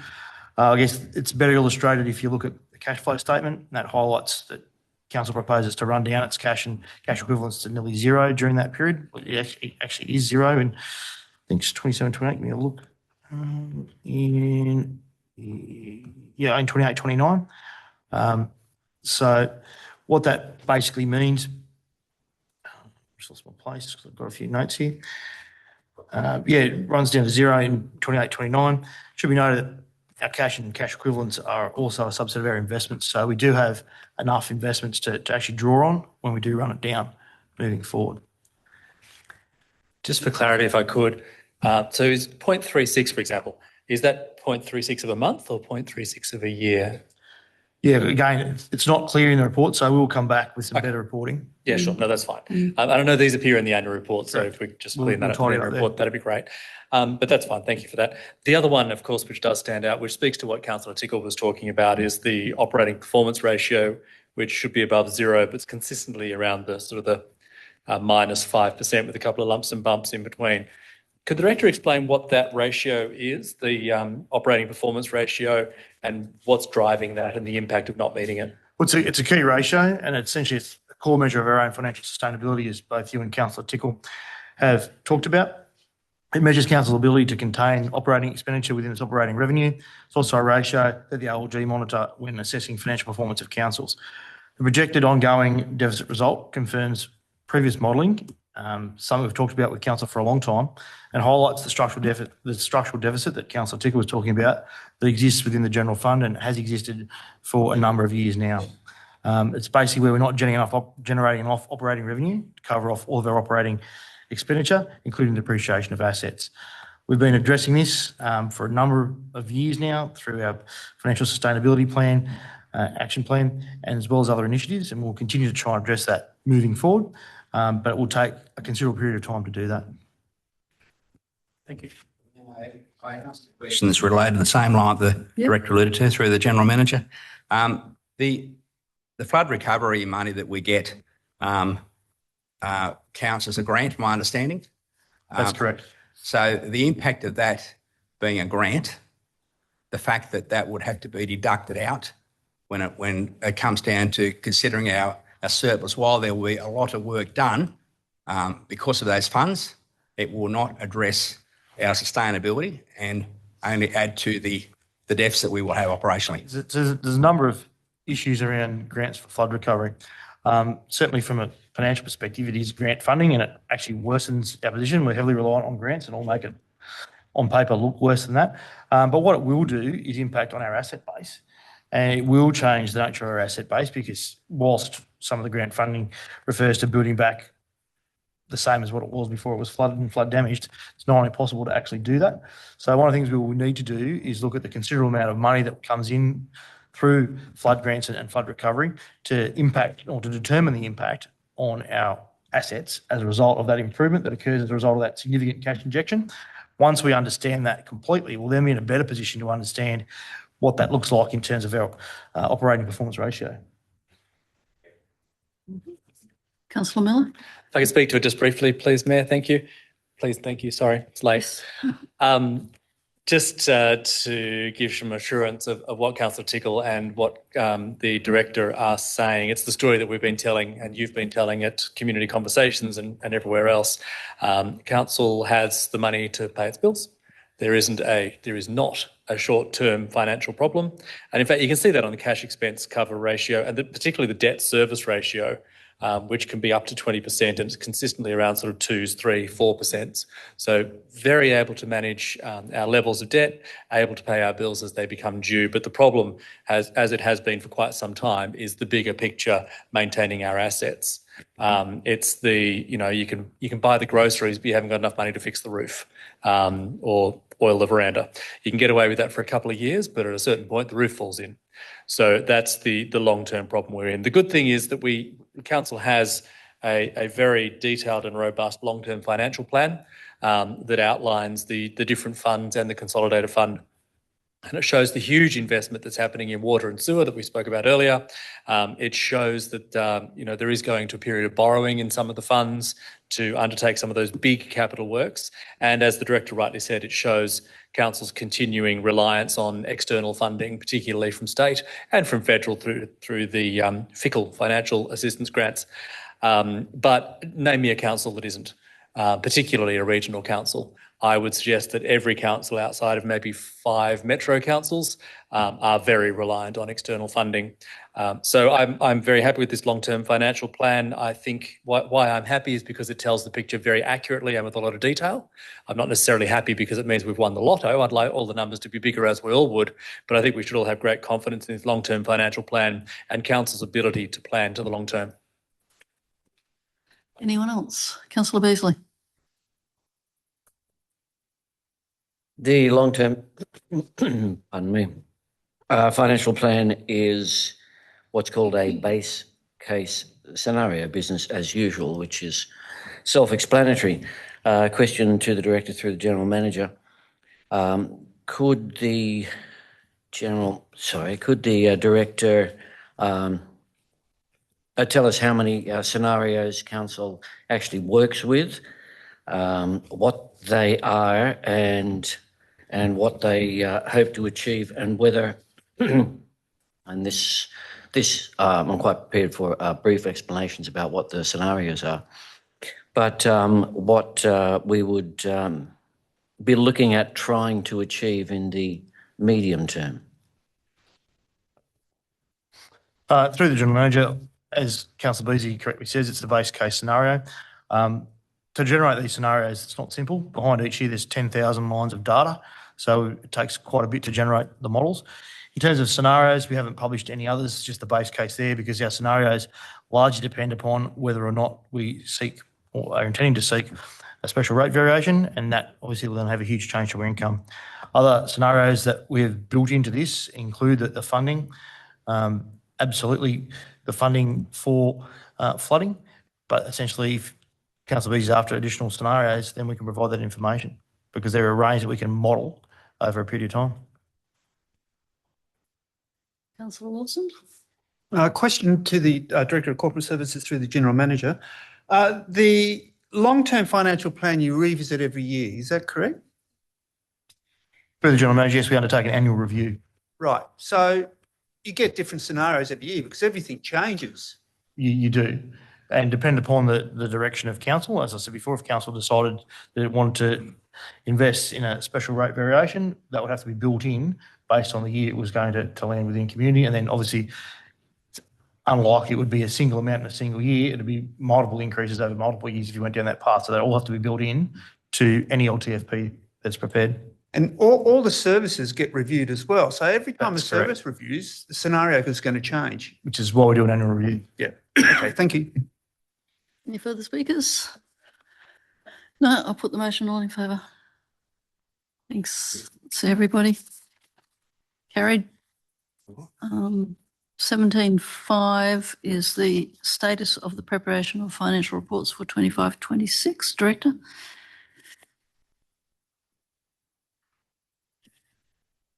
For the General Manager, this report provides Council with an update on the activities that are being undertaken in relation to the preparation of the 2025-2026 financial statements. Mover. Councillor Irving. I move that the information be noted. Thank you. Such a short recommendation for such an important report. Seconder, please. Councillor Miller. Councillor Irving. Councillor Miller. Thank you, Mayor. I note that Council has lodged its financial statements on or before the deadline for the last 4 financial years. And this is reported to State Government through the Audit Office. And each year I look at that report, and each year there are some councils that still haven't lodged their finalised financial papers. So Council is very well served by an excellent finance team. And that's actually expressed in this year's status of the preparation of the financial reports, in that there was no interim management letter required from the Audit Office or the Audit Office's representative. So what the interim management letter is, normally the Audit Office comes in, they've got a consultant doing it on their behalf this year, but it's the Audit Office that's responsible for it. They come in, they do a bit of work, and then they send a management letter and says, well, by June 30, we're going to have to see improvements on this, this and this, and we're worried about that, that and that, and you're going to have to get your ducks in a row. This is the first time, certainly in my time on council, they didn't even need an interim management letter. And in fact, the auditor reported to ARIC, no, it's actually all looking pretty good. So that's fantastic. Again, let's differentiate between the financial position and the financial management. So yes, we'd love to win the lotto and have another $10 billion in the accounts. We don't. But what we can do is manage our finances at a best level, I would say at the best level, a rolled gold best level of any local government, because we're now not getting management letters. We're getting our audited statements go through with no changes. We're getting what's called unqualified audits. And when you look at the situations that some other local government areas are in, we're doing very, very well. Indeed. Anything else on this one? No. Councillor Beasley? My apologies, I was looking wrong. I'll be ready though. I see nothing for this one. All right, I'll put the motion. All in favour? That's everybody. Thank you. It's carried. 17.6 is the May 2026 monthly budget review. Director. The purpose of this report is to present the May 2026 monthly budget review, and that includes details of proposed budget variations that have been identified during that budget review. Thank you. Mover, please. Councillor Miller. Thank you, Mayor. I move that the monthly budget variation report covering May 2026 be noted, and the budget variations proposed, including transfers to and from reserves, be approved. Thank you. Seconder. Councillor Turnbull. Do you wish to speak to it, Councillor Miller? Yes, this takes us through to the end of May, so there's only 1 month left for the financial year in this report. Of course, there's only like 1 day left in the financial year in the real world, but in this report is through to end of May. And what's pleasing is what we generally see, the budget position improves through the year, not by magic, but by hard work by all involved. And so on the net operating result from operations for the consolidated result, it was supposed to be a $25 million surplus. And it ended up at a $42 million surplus at the end of May. Now, there's still some movements to happen in June. That's not the end of year figure. We understand that. The net budget result for the consolidated was supposed to be call it a $37 million deficit, and it's ended up around an $18 million deficit. So we get reports each month on what's happening and what the movements are, but it's good to see that the budgets improve through the year. We are seeing the variation within the budgets from the approved budget to the final budget is smoothing out. And that's because a lot of work that councillors and staff have been doing to get better projections. So, for example, as the director said earlier, when there are multi-year big capital projects, they're no longer being budgeted in the first year, but they're being budgeted across the years that we expect them. We're also doing, I think, a much better job of projecting our employment costs through the year because, of course, there are vacancies. It might take 8 weeks or something to replace someone, so you save a bit of money along the way as people sort of move on or do whatever they do. So I think it is good to see the budget improving throughout the year. I did have one question for, I think it'll be for either director through the general manager, and that's the Rural Fire Service increased budget of $200,000. It says it is related to fire activity, but I'm curious, is that all related to fire activity? Because I know we're doing some building and other works for the RFS. What's driving that budget increase? Through the general manager, that budget increase relates to some of the fires that occurred at the end of last year. When fires are not declared as Section 44 emergencies, council can't reclaim any of the funds. We have to cover the costs incurred by the Rural Fire Service. We get an annual allocation. Obviously, you can't budget for a fire event. That annual allocation is there for buildings, particularly red fleet maintenance and the like. So this is an added cost that we have to cover. And is there a feeling that cost, have we seen an upward trend in that cost? Are we revising our budget each year? Are we seeing more expenses in that area? Through the general manager, what I would say is we're having very strong conversations with the Rural Fire Service around budget management at this point in time. Thank you. Anything else? Councillor Beasley? My deferred question is a question for either of the directors as this relates to water and sewer. So through the general manager, please. Table 2 on page 194 of the business papers shows deficits for water and sewer. How will these be funded? Will it be from reserves, loans, or a combination of both? Through the general manager, at this point, it's through reserves. But those reserves obviously get lower as we take out of them, and we will probably be looking in the very near future, as my colleague has said before, to start to take out loans, but not at this point in time.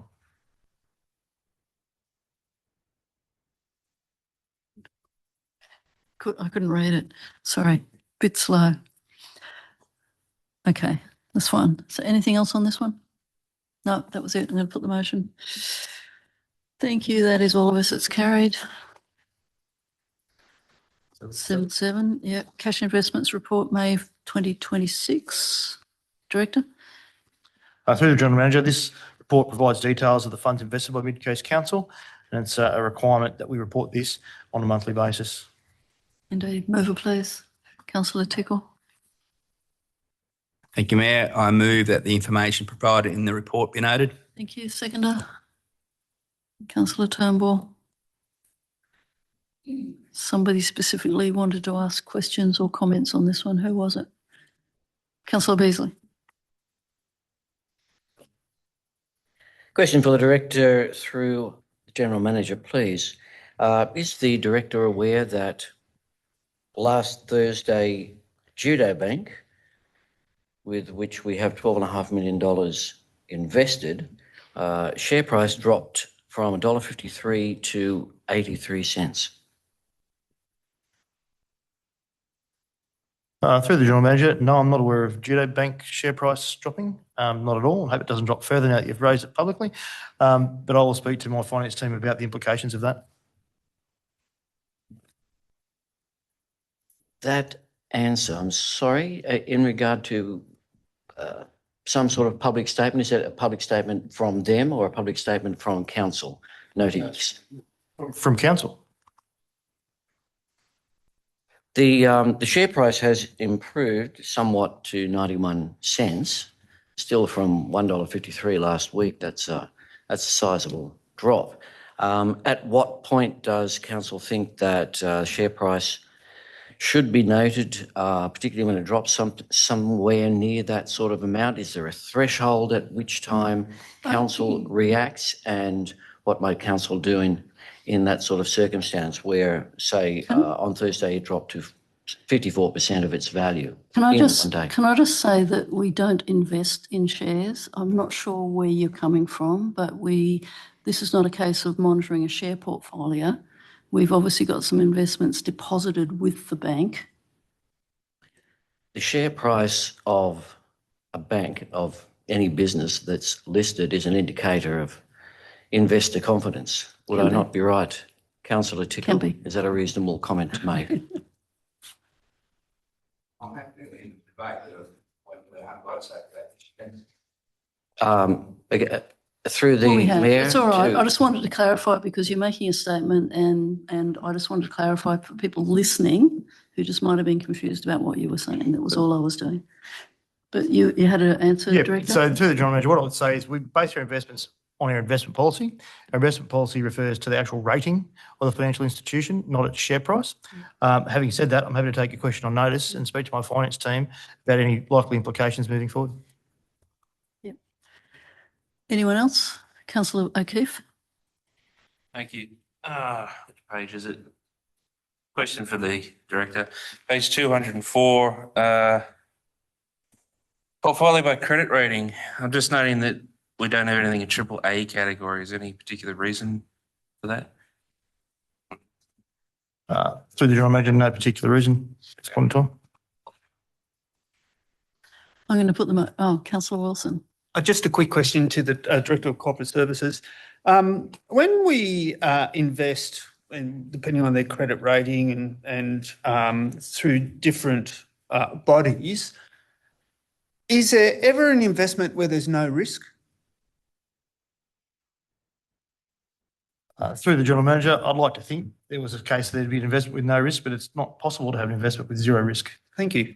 I'm going to put the motion. All in favour? Thank you. It's carried. 17, 8 and 9 we have done. Yes. 17, 8 and 9 we have done. We need to go to 17, 10. Yeah. That's right. That's right. That's on my list there. But thank you. Thank you. It's good. I do frequently make mistakes. So this one's the investment policy. Director. Through the General Manager, the purpose of this report is to present the draft investment policy to Council for adoption. Thank you. Mover, please. Councillor Wilson. Thank you. I move that the draft investment policy providing attachment 1 be adopted. Thank you. Seconder, please. Councillor Turnbull. What a great policy. You were the one who asked for it to be removed from the list. Alan's up. Was it you? Somebody asked for it and I thought it was. I don't know what was asked for. I will No. speak to the motion. The investment policy the council has to operate under is under ministerial orders. There's very little flexibility that council can apply to the investment policy other than what has been legislated. Thank you, Mayor. Thank you. I'm going to put the motion. All in favour? Thank you. It's everybody. It's carried.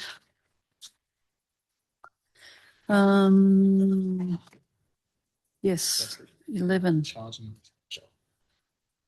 Thought we were going to leave this one in. It's all right. 1711 is the electric vehicle charging infrastructure on public land policy. The purpose of this report is to present the draft electric vehicle charging infrastructure on public land policy to Council so that it can be placed in public exhibition for a period of 25 working days in accordance with Council's community engagement strategy. Move it, please. Councillor Irving.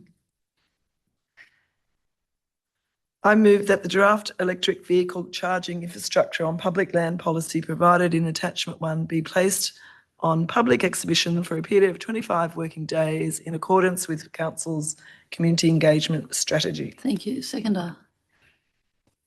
Councillor Wilson. Any questions, debate, comments? Yes. Sorry. Yes, go ahead. Go ahead. It's important to have this policy because the adoption of electric vehicles mean we need more charging points, and service stations haven't really taken them on scale. So this is going to be, in my mind, an interim policy that allows this infrastructure to be installed so users of EVs can enjoy our coastline. Indeed. And our beautiful mountains. Going to put the motion. All in favour? There we go. Racing to the end. Yes, 12 and 13 we did. 14 is matters before the court. And we had to leave this out because there was a conflict. Councillor Beasley, do you normally leave the room for this one? No. Okay. So I need a mover, please. Councillor Miller. I move that the report be noted. Thank you. Councillor Turnbull is seconding. Any debate? Thank you, Matt. No. It's a bit pro forma. Sorry, I'm losing people's names here. There we go. Any debate? No. I'm going to put the motion. All in favour? That's everybody. That's carried. All right. So that gets us to the end of the published business papers. We have questions on notice from Councillor Beasley concerning VPAs. And I do understand, I'll do it quickly for you, Councillor, that there was a slight mistake in the question, so we're likely to have to revisit this next month. Yep, if someone points out the mistake outside the meeting, Yeah, I'll yeah. sort it out for the next council meeting. Yep, indeed. And the first notice of motion, in fact, I'll just mention now that Councillor Mackenzie has withdrawn his motion. He can't. Apologies. Sorry? I've spoken to Councillor Mackenzie during the council meeting. He's requested it to be deferred. So I have to move that it be deferred when he just needs to withdraw it and resubmit for next meeting? The council can defer it. So the chairperson could just defer it to the next meeting. He's withdrawn it, it's deferred. I don't understand the difference. Sorry, you'll have to educate me later. Huh? He's not here to move it. Nobody else is going to move. Well, he's asked that nobody else move it. So I'll talk about it later. Yeah. Notice of motion 1 is Councillor Miller. So go ahead, Councillor Miller. Thank you, Mayor. I move that Council consolidates all community discounts under one expense heading in the 2027-28 budget and future budgets to provide greater transparency of the level of community support provided by Council across its operations and to aid strategic decision-making. Thank you. I need a seconder for Councillor's motion. Councillor Turnbull. Excellent. Councillor Miller. Thank you, Mayor. So Council currently provides community discounts across a range of activities. This actually came up at the Asset Advisory Group where we were looking to rent out a building, and because it was going to a community group, there is a council policy that they get. I think it's a 90% discount. Now, I think that's a good thing, just for clarity. But it's hire of meeting rooms, venues, facilities, ground fees for events, photocopying, all the rest of it. It is really important that we support our community, and I think we should continue to support our community. And this is about being able to do that a little more robustly and perhaps tell the community the good news that we're supporting them and to what level. It is reported ad hoc across many sections of the budget. And so when I've asked a couple of times, what's the total value of the community discounts? Which is either, you could see it as a donation or as a sort of an income foregone. Either way, it is an expense to council. And with the way the budget's set up at the moment, nobody can tell me the total value of all of those community discounts. So that's going to take a bit of work to do that. And I have had a conversation with the director and the manager of finance, and that's why this motion asks for it to be in the next budget. So we've got 12 months to work through the process, probably have some workshops, let the staff do the work that's required so it can appear in the next budget in 12 months' time. So really important to say that this motion recognises the value of the community discounts that council provides, and it really does give vital support to community groups across the whole LGA. What I'm trying to do with this motion is bring greater visibility to that support by bringing it into a single budget entry so it can be reported and be communicated with the public. Excellent. Does anyone wish to speak against the motion? No. You can speak for it if you want, but I think Councillor Miller has, I just called you Mr. Miller, so sorry. Councillor Miller has explained it adequately. So I'm going to put it all in favour. That is everybody. Passed unanimously. Thank you. So that gets us to the end of the business papers. Yeah, yes. Microphone. Sorry. With respect to the notice of motion from Councillor Mackenzie, I don't believe he's in a position to himself defer it. There would need a motion a resolution of council to. He's spoken to the general manager. So, Well, that's Item- fine, He but can withdraw it can at I any make my time. point? Yeah. That he either withdraws it, Yep. but council ought to be in position to agree to defer, because unless he withdraws it, another councillor can get up and move it. It's on the agenda. So for that reason, I'm happy to move that we defer it. No, I don't think we need to have a motion on it. So I have deferred it, which is what I've been told. Point of order. So, point of order, if there is one, I'll have an answer. Because Well, 10.4 of the Code of Meeting Practice, not sure which version I'm talking to. I am. 10.4B, in the absence of the council has placed a motion on the agenda. The chairperson may defer consideration of the motion until the next council meeting, or another council may, with leave of the chairperson, move Okay. the motion. So it's Okay, been- so you've just given us another option. So we could move it and debate it in his absence, unless he withdraws it. Just a question for the General Manager, just as a courtesy. Did you say earlier that Councillor Mackenzie asked that nobody else move it? I do want to be courteous to my colleague. I spoke to Councillor Mackenzie earlier today because he sent me a text message during the council meeting saying he was going to be in an hour. And I gave him an update on where we're up to with the agenda. Then I stepped out of the chamber and made a phone call to check where he was at, because I thought, is he going to make it or not? And then we just discussed whether it should be deferred, and he requested that be deferred. Not withdrawn. I don't know. Yeah. I don't So, know. Someone want to move it? question. A question? Yeah, look, which one makes it automatically go onto the next agenda, next meeting, and which one means he's got to go and submit as a not? It's a moot point, because the council can either defer it, so the chairperson may defer the motion, or another council law with leave may move the motion. It's the same thing. So I'm not hearing that a deferral, as the chair's already done, will just put it automatically onto the next agenda. Yeah, I'm not going to have a I'm cool with motion that. on it. I think that's crazy. He should have just withdrawn it, and then it would automatically be resubmitted. deferred. Could I ask another question to the General Manager? When you said that Councillor Mackenzie texted you during the meeting, we said we moved a motion at the start of the meeting that Councillor had requested a leave of absence. Did Councillor Mackenzie request a leave of absence? Hadn't received a formal request for a leave of absence, but he wasn't here, and there's been times in this chamber when the council's not present at the start of the meeting. We've moved a leave of absence on behalf So of I the- chose of the to councillor. add his name into the other ones. The other two councillors who are not present today did formally ask for a leave of absence, and I chose to include his name in it. He did not, in fact, ask for it. There we go. I think we're done. I'm done. Pretty much. Thank you, everybody. So it's now 4:22. Thank you very much. Oh, urgent business. You're right, urgent business. I assumed that anyone having it would have raised it with me beforehand. So is there any urgent business? No. Thank you. No urgent business. Thank you, Matt. Thank you, everybody. Thank you, Zane.